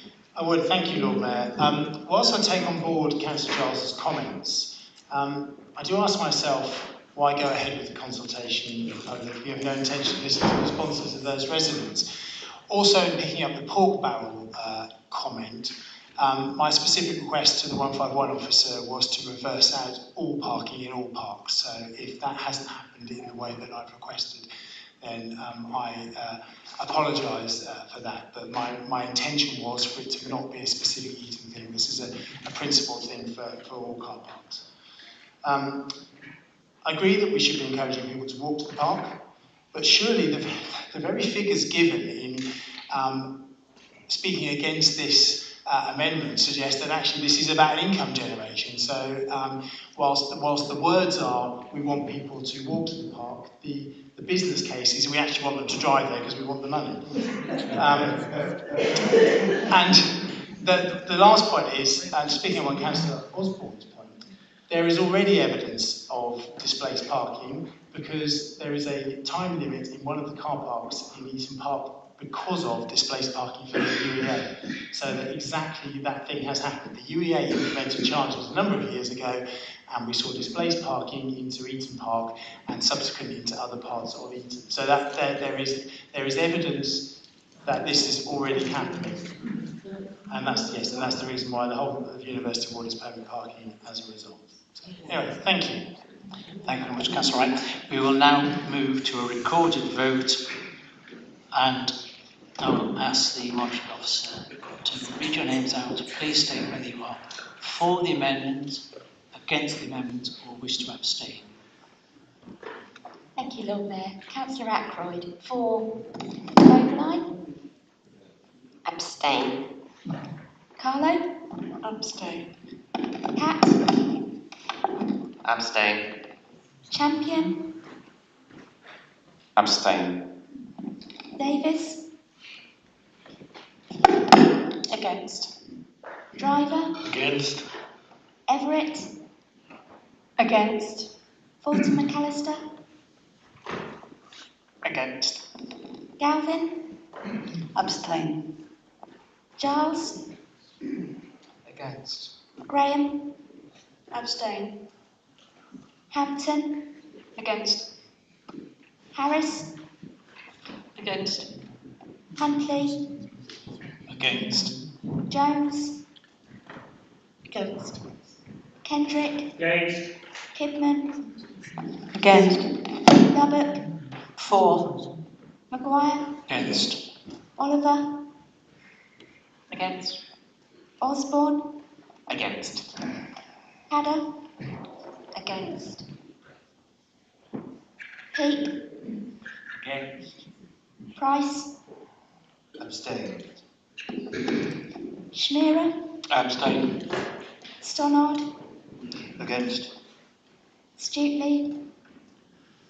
Against. Vaughan Thomas? Against. Vivian Thomas? Against. Waters? Against. Wright? For. Young? Abstain.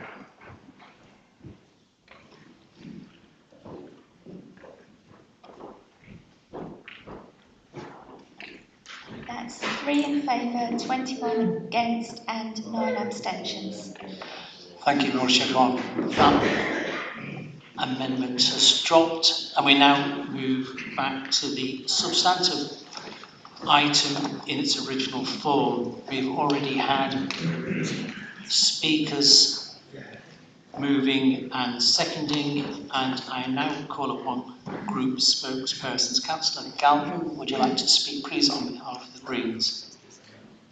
Thank you. I'd like to start by thanking the officers who have prepared this extensive and transparent budget, especially our interim Section 151 officer, Director of Finance, Audit and Risk, Neville Merton, and his team. The budget is important and affects us all.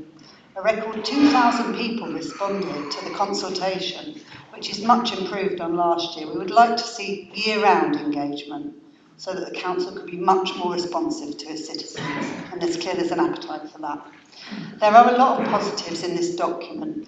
We'd like to applaud the council for stepping up to the challenge of helping people through the cost of living crisis. It's right that we have a dedicated team and that we have put extra resources to assist the most vulnerable. Some of the positives are things we have campaigned for a very long time, and I will highlight 3 here. The first is the start of the 6-year programme for installing secure entry doors in blocks of flats where residents currently have to put up with faeces, blood and drug paraphernalia in their stairwells. This will make such a difference for many people across the city, but especially in Mancroft, where this problem is most acute. Needless to say, this should have come forward years ago, but colleagues, hundreds of residents and Mancroft councillors will still be breathing a sigh of relief for every door that goes in and makes people's lives safer. We would like to thank again residents who have campaigned for this tirelessly and shown a huge amount of patience. We're also very pleased to see that the environmental strategy team has been expanding, as we have recommended many times, including in our budget amendment of 2021. Lastly, we want to applaud our Labour colleagues that they have finally caught on to how important it is to tackle issues like fly tipping with an amendment to their own budget. Taking action on fly tipping formed part of our budget amendments of 2021 and 2022. Of course, we're not supported by Labour colleagues then. It could have been good to vote for it at the time and save a lot of mess and heartache for communities. These days we're seeing a lot of Labour social media posts about fly tipping. I assume you know you're about 5 years late to the party on that. But for our new Labour colleagues, we have created a little collage of the history of action on fly tipping at this council, featuring heavily the preferred tread lightly approach that the Labour administration has adopted for years. And on the reverse, a few of the latest pictures of fly tipping over the past couple of months, even this week, all since the Love Norwich campaign started, which so far seems targeted so tightly that it's not reached hardly any of the areas affected. But to return to the budget, there are good parts, but there's a lot in this budget that we cannot support. I will take you through the most concerning elements and the Council's wider strategy and delivery to date to explain why today we will not be voting for the budget. Let's start with the housing revenue account. At a time when heating one's home is the most expensive thing for our tenants, at a time when last summer we saw clear signs of climate chaos at our front door with wildfires across Norfolk, at a time when people state in our budget consultation that climate change is in the top 3 of their personal concerns, what we hear most often from Cabinet is how central government has to step up to address this climate crisis. And of course, it does. But this is too important to wait, and we can't leave it to someone else to start. With over 14,000 homes, we have 2 things right in our control.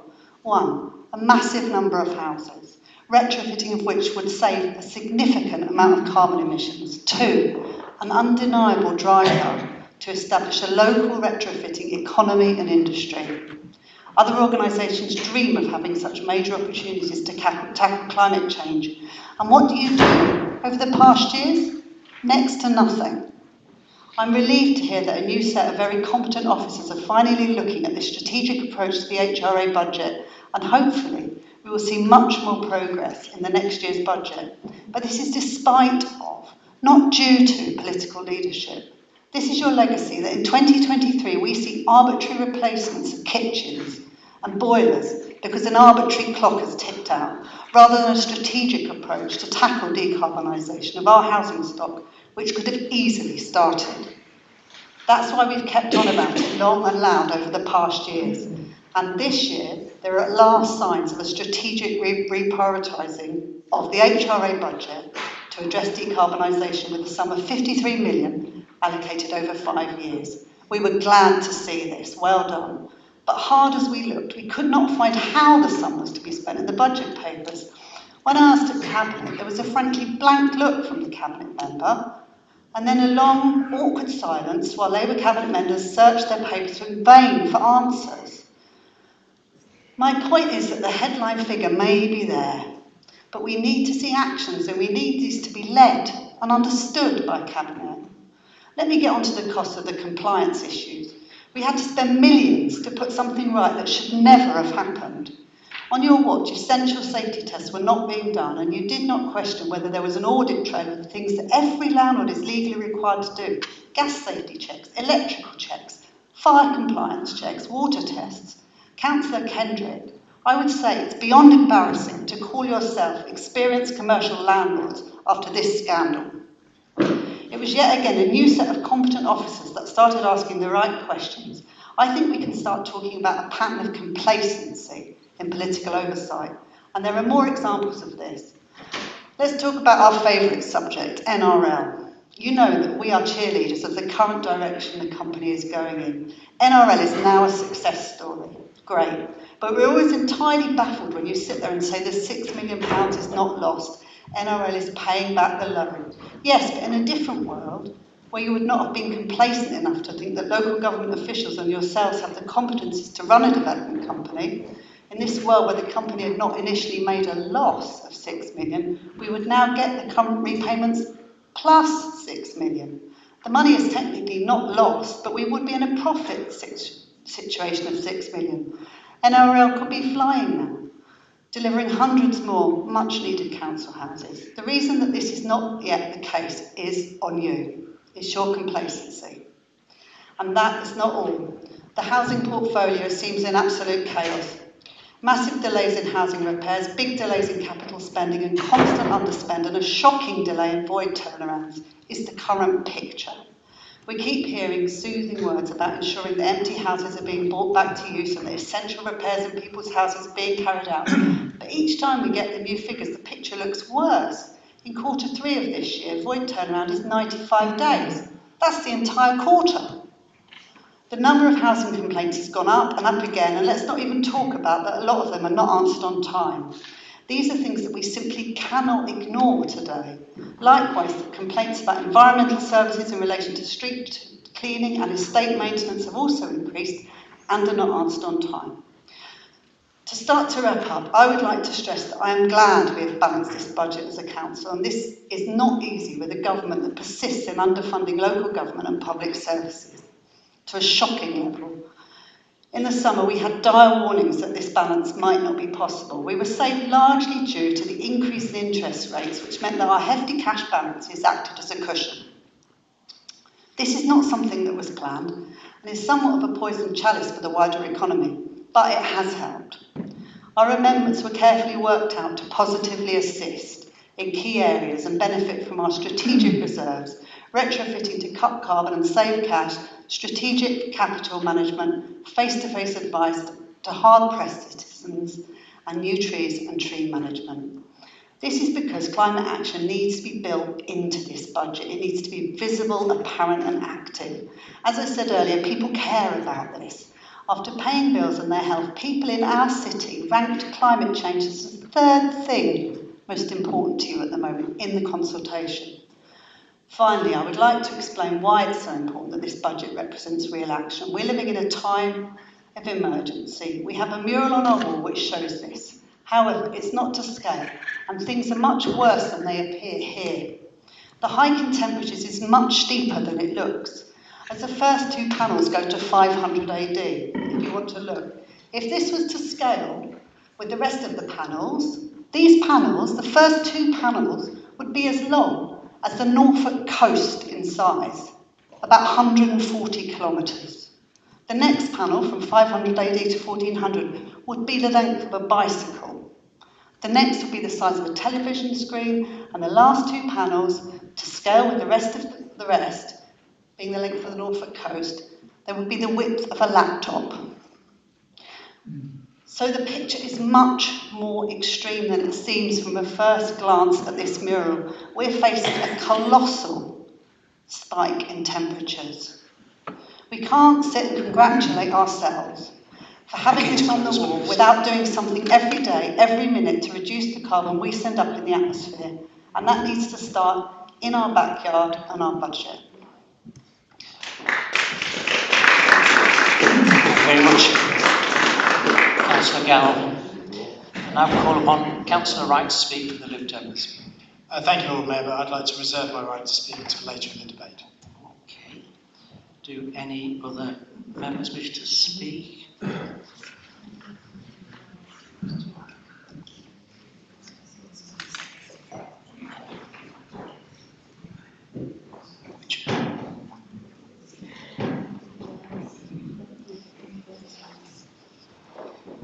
Councillor Jones. Okay. Right, I'll take them in that order. Councillor Price, anyone else? So Councillor Jones, would you like to speak? Thank you, Lord Mayor. I'd like to take this opportunity to highlight a couple of areas of fantastic work in my portfolio that I'm hoping that we will continue to build upon as a result of this Labour budget for us tonight. Protecting private renters and tackling the scourge of absentee landlords is an absolute priority for us as administration. In Enforcement and Regulatory Services, we've introduced a new HMO licensing policy in the last year with a more nuanced approach to fees and licence lengths. This will allow private sector housing officers to focus on the non-compliant premises and rogue landlords. Our commitment to take the fight to rogue landlords who exploit tenants to solely line their own pockets is absolute and resolute. Across the city, we've issued civil penalties on a number of large HMOs where standards are not satisfactory. And whilst these are ongoing live cases in the legal arena, so cannot be discussed in detail at present, I must reiterate this is an area where we will never back down. You can only look at our track record where we pursued Nicholas Sutton, who took such a casual approach to resident safety with the tenants of St Faith's Lane. That went all the way to Royal Courts of Justice and then a successful prosecution subsequently. There can be no doubt Norwich as a city does not tolerate any landlord who's casual with the safety of our residents, and we must not doubt our ambition to extend the use of regulatory powers and of licensing to drive up standards.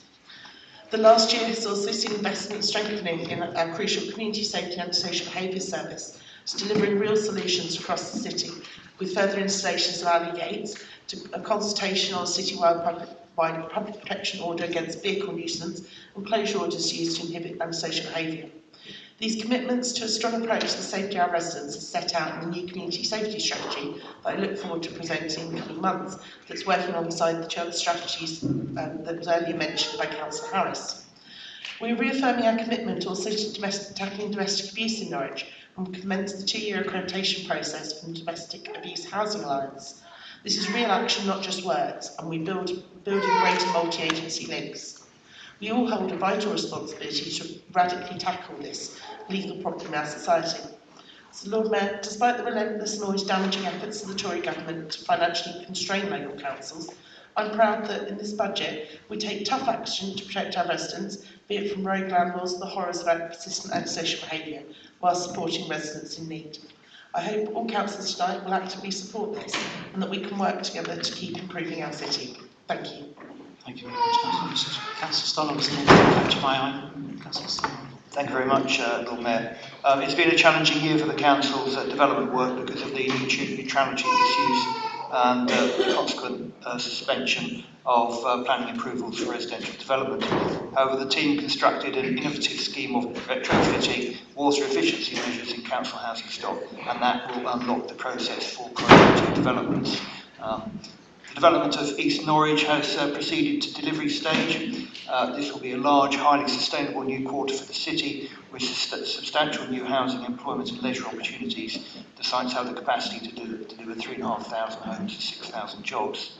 We've also supported the County Council's sustainable transport schemes, including the Connecting the Lanes scheme. Cabinet has approved a pipeline of 15 development sites ready to progress to the feasibility and support delivery stage, with the ability to deliver around 1,800 new homes alongside commercial developments in the city. We've renewed our relationship with Orwell Housing as our registered provider to deliver new affordable homes in the city on council-owned land, which over the past 5 years has delivered 66 new affordable homes for rent. We've also commenced the development of the 3-score Phase 3, which will see 52 new council homes and a further 24 homes being built by NRL, which will also become council homes subject to council approval. So looking back at 2022-23, our capital investments included improved sport and children's play areas in city parks, the UEA to Eton Riverside Walk, the renovation of Carra House into modern office space for rent, and advancement to 3-score. In 23-24, the capital investments will include public realm improvements on Hay Hill in the city centre, improvements at Ketch Heights and Castle Gardens, and work on Marriott Way and Helston Station. Investment in the halls, the digital hub at Townsend House, and housing developments at the Mile Cross Depot site, 3-score, Argyle Street and Burr Street. Colleagues, this is a Labour council in difficult times, continuing to invest in capital infrastructure to create new homes, new jobs, better leisure and cultural opportunities, and more pleasant city environment for the benefit of all local residents. Thank you very much, Councillor Stannard. Councillor Giles? Thank you. Lord Mayor, this is a budget which demonstrates this Labour administration's commitment to enrich the quality of life of our residents, from investing in our award-winning parks and open spaces, improved sports facilities to a beautiful arts venue in the form of the halls fit for the future. This is a budget that reflects Norwich Labour's proud history of providing healthy and accessible recreation for all. Over the next year, we aim to not only retain our green flags for Eton, Waterloo and Mousehold Heath, but create robust management plans for Wensum Park and Higham Park, with a view to seeking green flag status for both in 2024. New modular toilet blocks will be installed at both Wensum and Higham to ensure compliance with the Equality Act. The sound financial performance of our tennis courts is enabling 195,000 of investment from the sinking fund in resurfacing our courts at Eton and Waterloo, alongside the 100% LTA funding secured to upgrade our courts at both Hall Park and Oldham and Walker Park. We will continue delivering significant capital projects at Ketts Heights and Helston Station Green, enhancing our green infrastructure and supporting our ambitious biodiversity strategy to create a city where biodiversity can recover and thrive, halting species decline and increasing species diversity and abundance by 2030. We will continue to serve as custodians of place for our health and social care system, chairing and administering the Norwich Health and Wellbeing Partnership and representing residents' interests on the Integrated Care Partnership. We will continue utilising the Disabled Facilities Grant to provide a wide range of tenure-neutral disabled adaptations for residents, enabling people to stay in their own homes and reducing demand on our health and social care partners. We will continue to offer Go for Less discount membership to those on low incomes at our leisure centres and work with partners to deliver affordable sports activities through Active Now, expanding the scheme to those referred by health partners due to obesity, mental health issues or social care needs. We will continue working through the Greater Norwich Growth Board to secure excellent sports facilities for Norwich, including the expansion to the Football Development Centre at Open Academy. Significant investment in the halls will deliver an iconic, accessible performance hub to serve Norwich's growing creative sectors, incubating jobs for the future protected from the challenges of automation, enriching residents' lives and delivering much needed revenue to the council. Lord Mayor, I could go on all night about the good work planned. For managing our wonderful... but I can't. Lord Mayor, this is a Labour budget which, despite difficult circumstances, delivers for the priorities of our residents and their well-being, our communities and our environment. I encourage all present to vote in favour tonight. Councillor Hampton. Thank you, Lord Mayor. And firstly, I'd like to quickly come back on a couple of points Councillor Gowland made. I didn't understand the phrasing of your question at Cabinet, especially given early in the meeting we'd already talked about the project and its timescale, but I would again like to reiterate that a £53 million 5-year programme to improve energy efficiency of our homes is set to proceed, and this will need a period of planning and mobilisation first. And as for the environmental strategy budget, in 2021 we also uplifted the budget for the environmental strategy, and we just had a different and more strategic view of how that resource should be used. But now for the more positive bit, I'm proud to speak to this budget as the Cabinet Member for climate change and digital inclusion. Despite the national challenges, we continue to deliver for residents in these areas. On climate change, our new strengthened environmental programme is set to launch this year. This will contain comprehensive action plans to bring our own council operations to net zero by 2030 and the whole of Norwich to net zero by 2045. These will each respectively have plans both for greenhouse gas mitigation and for adaptation and resilience. In terms of council operations, we're committed to considering the climate impacts of all our operations and will be measuring a greater scope of emissions than previously. And cutting emissions citywide will require the council to act as a leader and coordinator, including through our continued support for the Norwich Climate Commission. As the cost of living crisis continues to hit hard, taking climate action in a just manner, bringing benefits to residents at the same time remains a top priority.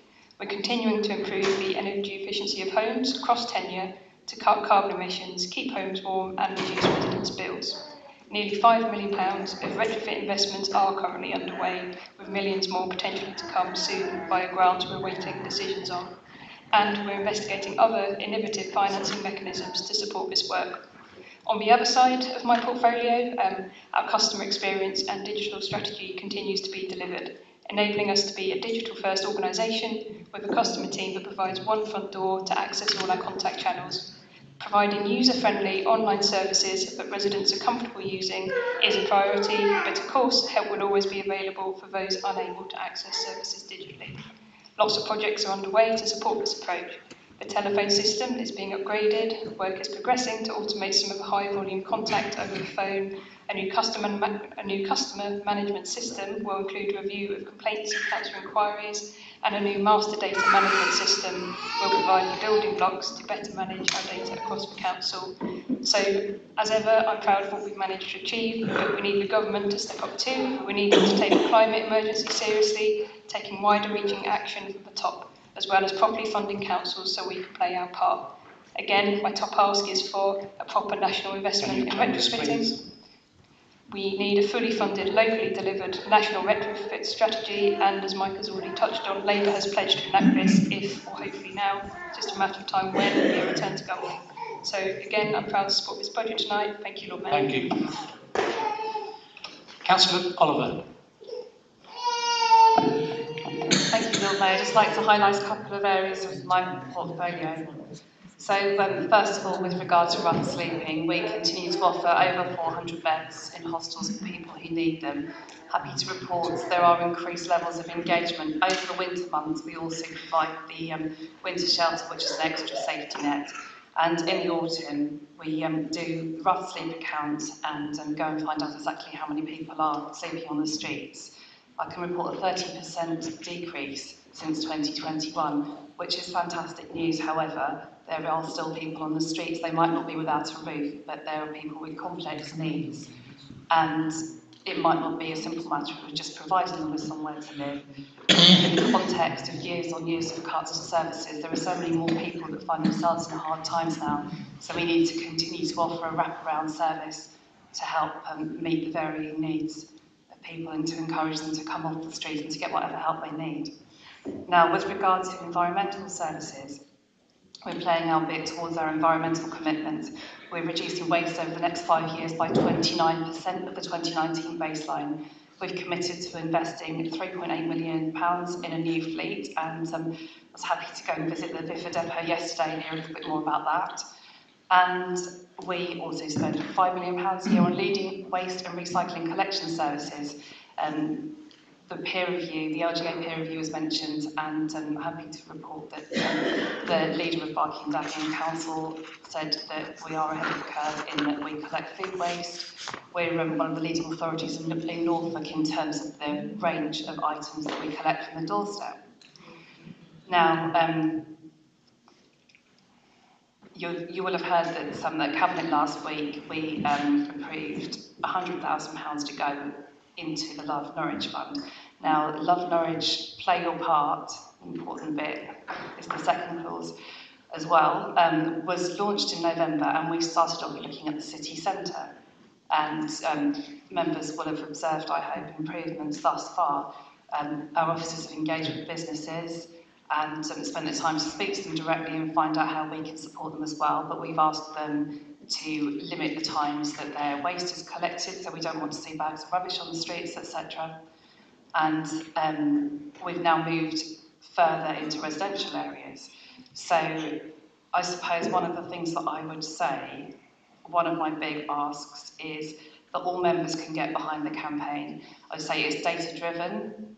Much of the work we're doing is driven by a task and finish, a scrutiny subcommittee that is a cross-party committee. So we all own this work. We all own this work, and one of the most important things is, yes, we'll be investing in CCTV and fly tipping hotspots, But I think we also need to be able to rely on our members and members of the public to let us know where they see things going wrong. And one of the things they can do is report that in online rather than going first of all to the media to report it, because that doesn't always get the information to the right place. Thank you.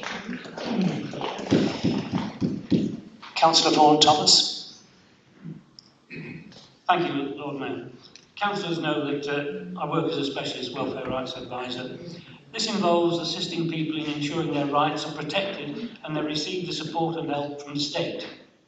You can probably begin to imagine too that after 13 long years of Tory and previously Tory-led coalition government, I meet some very unhappy people whose lives have been deliberately made harder by the government.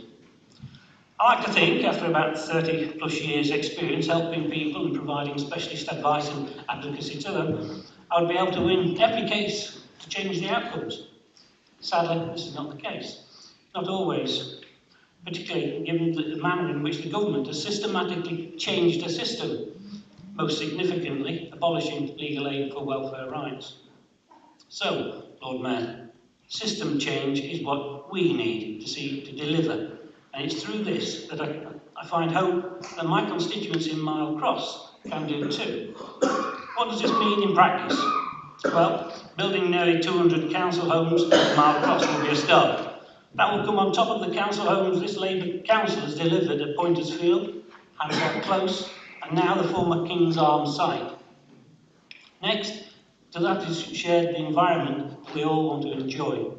The new play equipment and slide in Wensum Park will have a huge boost for our community, made achievable by careful prioritisation of our resources and priorities. Then there is the budget to help power forward, making Norwich a real living wage city. The investment to expand and develop our capacity to take on the private landlord brigade and build on the successes of the famous case against Nick Sutton at St Faith's Lane. There is more money for homeless people to support, and I'm pleased to say that when Labour councillors, and it's only Labour councillors, who had the courage to vote for Ketts Hill accommodation last year, these new homes are about to be opened very soon. So, amidst all the doom and gloom, there is hope, Lord Mayor, if all members vote for this budget tonight. Thank you. Thank you very much. Councillor Price. Thank you, Lord Mayor. I've been asked to talk about the Treasury management aspects of the budget, and I'll touch on the capital and commercial strategy as well. So starting off, the Treasury management operation is to ensure that the cash flow is planned, so that cash is available when it's needed and surplus monies are invested. The second main function of Treasury management is the funding of the Council's capital plans. The contribution the Treasury management function makes to the authority is critical, as the balance of debt and investment operations ensure liquidity or the ability to meet spending commitments as they fall due. So, that's why we've got the new committee. I appreciate that we've got that. It's a good step forward. Under that section of the budget, it talks about investment property review, and a section of it says the review by JLL identifies the potential to dispose of a number of additional assets over the next 5 years. Further asset disposals are therefore planned, and such decisions will be taken in due course alongside a strategy for determining the most appropriate application of the capital receipts received. But we've been calling for that asset management update for many, many years. It's excellent to see it, and I'm looking forward to the Cabinet and the administration sharing those sites with all councillors so we can work positively on dialogue about those potential disposals. Another section is on the borrowing strategy, so I just think it's worth noting that on the 31st of December, the Council had £262 million of external borrowing and £186 million of Treasury investment. Moving on slightly, it has the environmental, social and corporate governance policy, something that the Greens have been pushing for improvements on for many years. Page 186, section 5.101, the Treasury Management Committee takes ESG matters very seriously and will regularly conduct reviews of its policies in this area. The TM Committee has developed the following responsible investment beliefs. The TM Committee consider proactive management of our ESG approach and will therefore encourage the Council's TM advisors to actively engage with officers and the financial markets to identify suitable counterparties and investments. Very welcoming. As part of the environmental, social and governance ESG considerations, our TM advisors should review the market for approaches to environmental factors such as fossil fuels and climate change, along with social factors such as employee rights and governance factors such as compliance with standard industry practice and legislation. So, all moving in the right direction. The TM committee expects its advisors to demonstrate a positive review of the market in response to matters of social responsibility, environmental policy, and how their impact can be minimised. Monitor close, please. Sorry? Begin to close, please. Yeah, okay, so there we go. That's I think, enough for you. Thanks. Thank you very much. Councillor Stookley. Yes, thank you, Lord Mayor, and many thanks also to Neville and your team for the excellent and comprehensive budget report. I'd like to talk about the environmental strategy programme that Councillor Hampton mentioned briefly earlier. Firstly, thank you, Councillor Hampton, for your ongoing excellent work on the climate change agenda and the contribution of your department to this budget. It's a budget that continues our investment in tackling climate change and paves the way for our new environmental programme, which is set to launch this year. When this council first declared a climate emergency in 2019, Labour strengthened the standard motion to acknowledge climate change is inextricably linked with social and economic emergencies our residents face. This is the founding basis for the new programme. It's a programme that will integrate with the council's wider socio-economic policies, strategies and activities, bringing benefits to residents and improving buy-in to climate solutions. It will employ an approach that brings about modal shift in order to mitigate climate impacts, but also enacts adaptation strategies to ensure resilience against changes that are sadly already inevitable. It will be a multi-tiered suite of documents, including the existing Biodiversity Action Plan and new action plans for the City Council's own emissions and citywide emissions respectively, with numerous work streams underneath each plan. For the citywide plan, the Council will act as leader and coordinator for action across Norwich. It will have several strategic themes, including energy infrastructure, built environment, transport, consumption and waste, and social value co-generation. We'll engage with businesses, communities, institutions and residents, and we will proactively coordinate and establish necessary strategic structures and partnerships. For example, at SEEP, our climate emergency panel last week, members were presented with a proposed retrofit task force structure, including the City and County Councils, anchor institutions and the Norwich Climate Commission. As for the plan to reduce our own corporate emissions, we are committed to considering the climate-related impacts of all our operations. We will continue to measure and report emissions according to the previously used national methodology, National Indicator 185, but we will also increase the scope of emissions we measure to include those which we can influence to some degree, if not entirely. These will be reported separately and includes those from our social housing stock, procured goods and services, and leased investment buildings. This is an ambitious programme, underpinned by a sound budget that cements our reputation as a council willing to work innovatively in the face of huge financial and political challenges imposed on us by this Tory government. So I hope all members can support it tonight. Thank you. Thank you very much. Councillor Bergelein. Thank you. I have to say, I find it a bit irritating that you constantly quote the peer review, which we obviously haven't had sight of yet. So you use that to congratulate yourself time and time again. I'm sure we could have found quite a few things in there to criticise as well. So, next time it would be good to play on a level playing field. But that's not what I wanted to originally say. I just wanted to come back to Councillor Hampton about the mystical question to Cabinet. So I'm just repeating your announcement. This is your announcement. 53 million to improve energy efficiency and carbon reduction measures is included within the 5-year investment programme 2023 to 2028.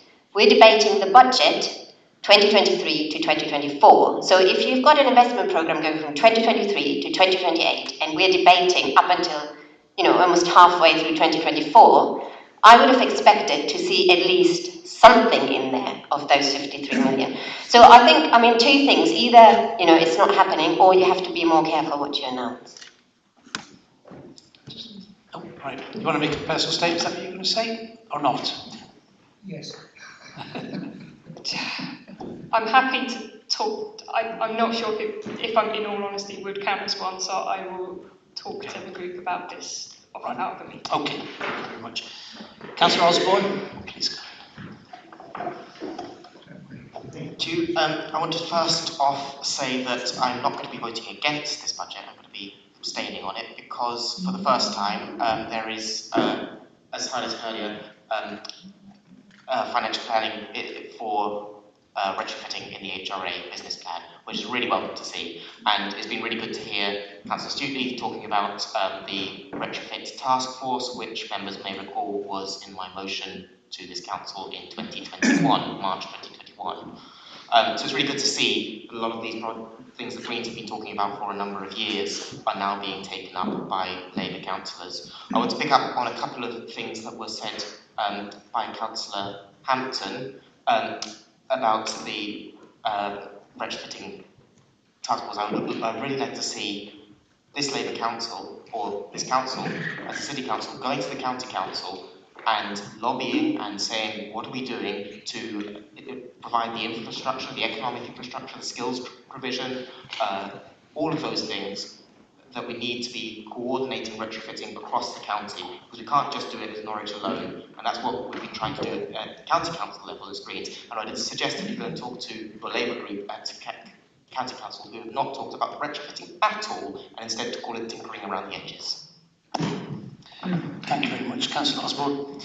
Councillor Fulton-McCarthy. Thank you, Lord Mayor. I just wanted to talk about the parks that we have in this city. They're some of the finest examples of interwar parks built in the country. So much so that they've actually featured in a number of different BBC documentaries about this. And yes, I am sad enough to have watched those documentaries with a little sense of pride. So I often take family and friends to Wensum Park, to Eaton Park, and actually I think that it's really important that we are continuing to secure the investment that our parks need in this city. Unlike many councils who've had to sell off their parks because they cannot afford to maintain them. And on that note, I think it's incredibly important and welcomed that we've voted down one of the amendments regarding parking charges in our parks, because we could actually then fund, that allows us to fund part of the 150,000 on redeveloping tennis courts within Eaton Park. It allows us to make grants to Age UK for health walks within our parks. It allows us to make grants to UEA Sports Park for various additional activities within our parks. So the fact that we've been able to secure a lot of that funding is testament to the good work that the council has been doing. What I would ask opposition councillors is, when voting on this budget, to genuinely consider which side of the fence you sit on, and not to remain on the fence when you vote. I was going to say it was incredibly positive to see one Green councillor voting to reject the Lib Dem amendment. However, unfortunately, it would be good to see all Green councillors actually choosing which side of the fence they sit on these matters, and choosing whether they'd like to see the budget pass or fall, rather than deciding not to nail their colours to the mast, so to speak. Thank you very much, Councillor. We've now got Councillor Peake. Please go ahead. Oh, thank you, Lord Mayor. This budget means a lot to me, particularly the bits related to building new council homes and investing in the services which tackle homelessness. I've been affected by both of these during my life. When I watched TV last October and this Trust's budget, the very rich crashing the economy of this country, one of the side effects was mortgage rates rocketing up. It brought back painful memories to me I remember in the early 1990s when mortgage rates doubled in the Black Wednesday economic car crash of John Major's government, forced 500,000 people from their homes. I remember it well because I lost my house as well. When I became homeless, the fact that this council had built 30,000 council homes since Labour took power in the early 1930s meant there was support for me and my wife. We did not end up on the streets, but become council tenants. So when I read the budget papers about building hundreds of new council homes, people in this room really stop and think what a difference that can make to people.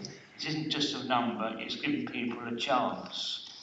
Another area that interests me in the budget is the real living wage. I work in a care home where the carers are paid a few pence above minimum wage. During the COVID pandemic, people like me were seen as heroes and given a clap and cheered by Boris and Rishi on the steps of Downing Street. What they perhaps forgot is when they also voted for the bedroom tax in 2013, people like me were forced to use food banks to make ends meet, despite working all the hours that God sends. I've never forgotten the despair I felt and the shame of using a food bank, which the government had forced me to do, also others, many others, into such a position. Clapham doesn't pay the bills, a real living wage, better right at work should be a start. So this budget has big wins for my community, and I hope you can vote for it tonight and give people like me in the community I represent a chance. Thank you, Lord Mayor.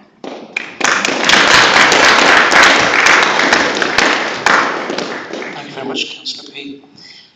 Councillor Lubbock, please go ahead. Yes, thank you very much. Yes, it was disappointing that you couldn't have seen the value of leaving Eaton Park free of car parking charges. And I'd just like to come back on Councillor Huntley there. Eaton Park, Alistair Fulton McAllister, beg your pardon. And what I was saying about the chap who runs Eaton Park Tennis, I mean, his submission to the consultation is really worth a read, because he is saying that Eden Park is the major contributor to the scheme, and with it the courts in Lakenham and Higham Park could not have been possible, although also the courts at Waterloo Park would have been would not have been made good. He says, by changing the foundation on which Eaton Park is operated, i.e. the tennis model there and the income that it has, the entire project, the future, is jeopardised and at major risk. We are still determining whether the project will withstand this change and whether the council will have to consider taking the project back in-house and operating it themselves. National Tennis are a leading operator of tennis facilities within the UK, based in Norwich, with experts in park courts. If we cannot make it work, no other tennis provider will be able to, and the council will have no choice but to take the management of the courts back in-house. Are they in a position to do this? If they were, the cost of this would exceed the 50,000 original target, and participation would be greatly reduced. I mean, please. Okay, you're prepared to do it. I'll tell Chris Evans that you're prepared to run in-house services again, and you talk about the future rollout in Bowthorpe. If this model is jeopardised, it seems as though, you know, that the money will not be there. So it's very short-termism. But you didn't read the individual comments, did you? You just looked at the numbers and discarded them anyway. It's talking to the businesses that really know how parks work, how they're used, how they will be affected. But your consultation wasn't interested in the quality of the comments, wasn't interested even in the numbers. It was a sham. Thank you very much, Councillor Lubbock. Yes, Councillor? And have you spoken? Just as a point of information, the 100% LTA funding for both Thorpe Park and Alderman Walker Park courts wasn't dependent on Norwich Park's tenants taking them on. Yeah, okay. Can we just have the quieter there, please, so we can hear the debate? Okay, any other members who wish to speak? Right, Councillor Kidman, please go ahead. Thank you, Lord Mayor. There's rightly a huge focus on council housing in discussions at budget meetings such as this, but I would gently point out that due to right to buy, since 1980 our city has lost nearly 50% of its council stock, despite the very best efforts of us to build. It's not the fault of any councillor here, it's simply the outcome of when in 2010 the Tory Lib Dem government chose to increase the discount for right to buy to 75%, thus virtually giving our homes away. Coupled with the 1% reduction in 2015, rent reduction in 2015, we then faced having our budget shredded through the lost income of £200 million, which could have done so much to improve homes and build new ones. But a more worrying development for me has been the inexorable rise of the landlord class in this city, and particularly the bad amateur landlord. I'm sure every councillor sitting here this evening is united in their revulsion at the power they can wield and the damage they can cause. I'm looking round the chamber, Lord Mayor, to see if everybody is nodding too. Maybe not. Private rents for family homes in Norwich are nearly £1,000 a month. Successive Tory governments have done nothing to protect private renters, in particular breaking their own 2019 manifesto promise to abolish the brutal Section 21 no-fault eviction. Together with the loss of social housing, freezing of the local housing allowance, collapsing wages, the cost of living crisis, which has frankly been going on for many people since 2010, this is a perfect storm. What we've seen in the last 13 years is the landlord class exacting their power without any constraint. Think of the case of Nick Sutton, married to a princess of the Turkish royal family who rocked up to Norwich, buys an old office block in St Faith's Lane, and thanks to the weakening of planning controls, turns them into criminally dangerous flats. It took this council and the superb officers in our private sector housing team to take this landlord all the way to the Royal High Courts of Justice in London. That took real guts and determination, and I wonder if it would have happened outside of Norwich. So, this budget tonight, which invests in the services which fight the landlord class, is a top priority for me. Every available penny we have should be going into the bread and butter priorities of Norwich people like this. Lord Mayor, I urge all councillors to vote for the budget tonight. Thank you very much.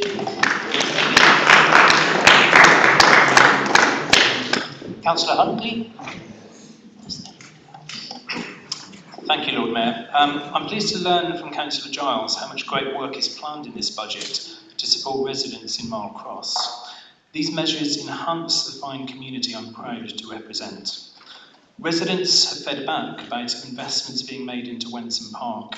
There's the recent installation of an upgraded play area, including the tallest slide in Norwich. Alongside an ongoing woodland project, it's great to learn the disused paddling pool will become a new sensory play area, and an Equality Act compliant toilet block will be installed in the park too. These positive schemes, hopefully supported by an emerging friends group, will restore this Sandys Ridge Park to its former glory. At Pointers Field, 2 additional solar-powered lighting columns are being installed to enhance community safety. These will deter those who use the city's green spaces for antisocial behaviour. It's testament to the success and popularity of Norwich Park's tennis that our tennis courts will be resurfaced at Waterloo Park. Working with partners through Active Now, we will continue to deliver affordable, accessible sport. Over the past year, funded schemes have included Age UK exercise classes at Waterloo Park and Broadly Active, a 12-week exercise and gym session at our council-owned and managed Norman Centre. These are among our continued commitment to offer Go For Less discount membership at the Norman Centre for residents on low incomes. These measures underline this Labour administration's commitment to providing affordable sport to all residents, making for an active, healthy city. 2023 sees the wonderful community of Marlcross mark its centenary year. This Labour-led council remains committed not only to celebrating this anniversary, but providing positive enhancements and practical changes to ensure this fine area of the city thrives into the future. Thank you very much. Anyone else? Councillor Carlo? Yes, I just want to pick up from Councillor McAllister's point about the Sandy Winch Historic Parks, which are indeed a very fine set, although I would add that the tennis courts at Hayham Park have, in my view, damaged the integrity of the historic park there. But I also wanted to make the point that Norwich is resting on its laurels in terms of its collection of 1930s and 20s historic parks. We've seen really no new parks, green open spaces developed in the city centre area since the 1990s and the development of Castle Green, despite a large increase in the population of the city centre. And where developments have been built, for example, student residences, people are encouraged to use Chapelfield Park, which is really beginning to suffer incredibly from very huge public pressures on it in different ways. And in terms of Anglia Square, for example, a development of 8 hectares, we ought to be seeing public green open space included there, but we're not. Instead of which, people are going to be directed to Gildencroft across the road.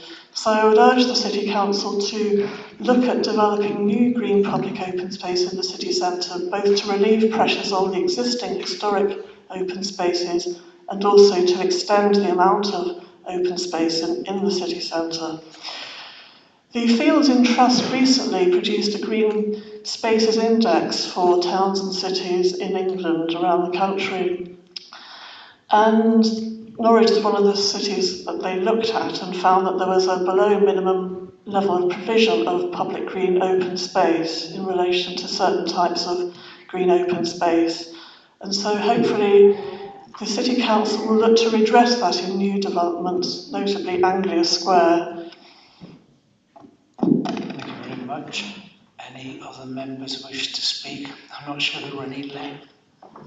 Just one observation, Lord Mayor. We listened to the debate very carefully and the comments that have been made by opposition members and my colleagues in the Labour administration.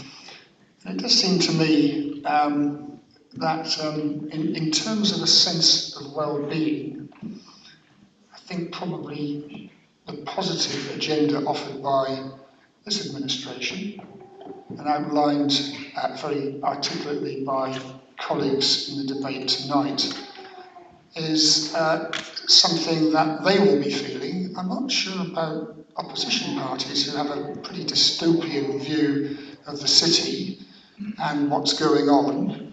And I have to say that, Judith, your barbarians at the gate because of a charge for car parking at Eden Park, I don't think that really stacks up at all. One of the reasons why the Lawn Tennis Association are with us is because we are one of the places where tennis provision is meeting a growing demand, and that demand will continue.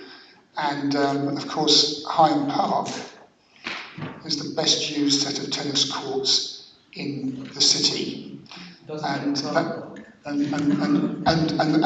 have a car park. So there we are. People can get there. But just one comment I would make to Lucy. I think it'd be worth your while coming in and listening to the climate change experts from the climate change unit at UEA. We've had several groups of people come in, and the explanation of the impressive work that they've done to indicate temperature change over time and its social and economic environmental impact does convey a powerful message that art can change attitudes. But I think you would find it informative and useful to do that. They've been running sessions this last week. Do you wish to make a personal statement? Yes, just a personal statement. I did take my word directly from Trevor Davis' presentation that I was at, so I have heard that. Thank you very much. Okay, thank you. Any other member wish to speak? Please go ahead, Councillor. I figured everyone had spoken, so I would put my 2 pence worth in. It's fantastic that you've all celebrated your achievements so well, and that you're so proud of yourselves. I would say there's holes, many holes. When you talk about the parks, there are lots of people in Norwich who don't use the parks, but they access green spaces, which are overlooked, frequently overlooked. And in many ways, it does concerns me. It concerns me that it sounds like you feel like you've ticked every box, you've achieved every end, but right now there was an area in your ward. Can I just ask you to focus in on the budget rather than general issues?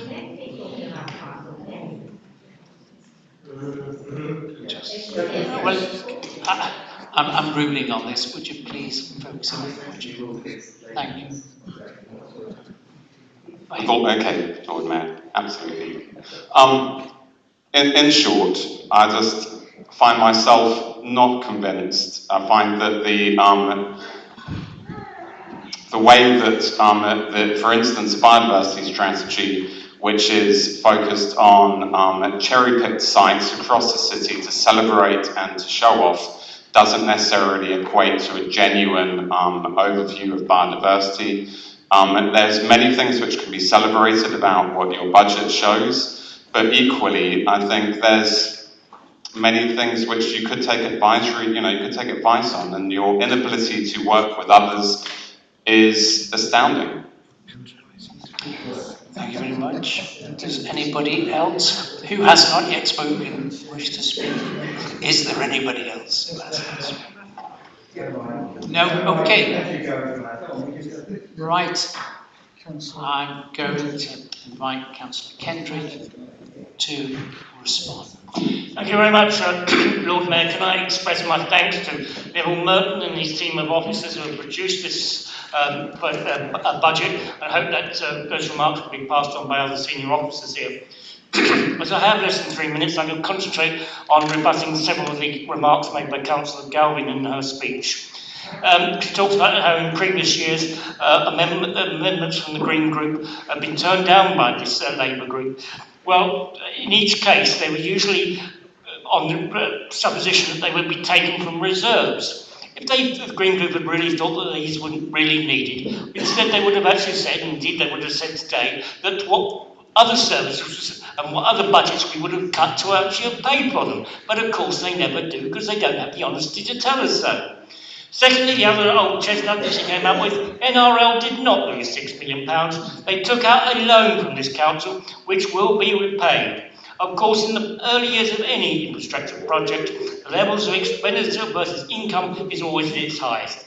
But look at that successful community that we now have at the three-score development and tell those residents of many years that somehow this Labour administration made a mistake. Point 3. Councillor Galvin says we were lucky in the rise of interest rates that somehow saved us. Well, the inflation rate of over 10% has in fact caused far more damage to our budget because it has resulted in higher costs for this council. But finally, and I took the greatest objection to this, the housing department as described by Councillor Galvin, I do not recognise as a council tenant. It's anywhere near the truth. Our council tenants would be blamed to rent from the private sector. As to remarks regarding the portfolio holder, well, I think this council should praise Councillor Harris for the magnificent work and diligent work she has done in that department, not use slurs and claims of negligence. And can I say, I better wrap up now, because Councillor Osborne told me that I woke his son up during my first speech. Well, at least someone over there was listening to what I was saying. And may I say, your remarks during the scene have been the most intelligent I've heard from that part of the chamber this evening. Thank you very much. We're now... Okay. Thank you. We're now going to move to a vote. Can I just add my thanks to the Section 151 officer for that report, because having prepared to chair this report, I found it so much easier to follow. So my thanks go on top of everyone else's thanks for that work. Now move to vote. It will be a recorded vote in a moment. The monitoring officer will call out names. Please state whether you're going to vote for this budget, against this budget, or you wish to abstain on this matter. Okay. Thank you, Lord Mayor. Councillor Ackroyd, abstain. Bogle? Abstain. Carlo? Against. Cat? Against. Campion? Abstain. Davis? For. Driver? For. Everett? For. Fulton McAllister? For. Galvin? Abstain. Giles? For. Graham? Abstain. Hampton? For. Harris? For. Huntley? For. Jones? For. Kendrick? For. Hibman? For. Lubbock? Abstain. Maguire? For. Oliver? For. Osborne? Abstain. Padder? For.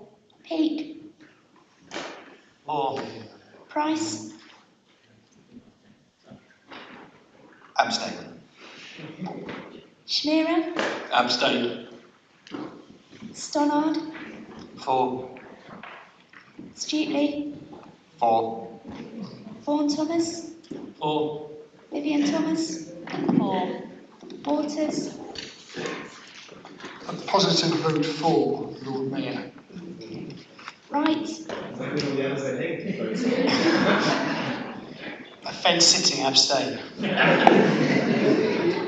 And Councillor Young? Abstain.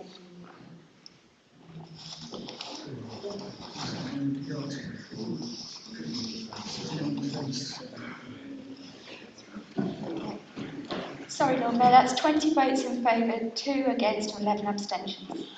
The motion is carried. Thank you everybody for attending. This is the end of the meeting. Good night.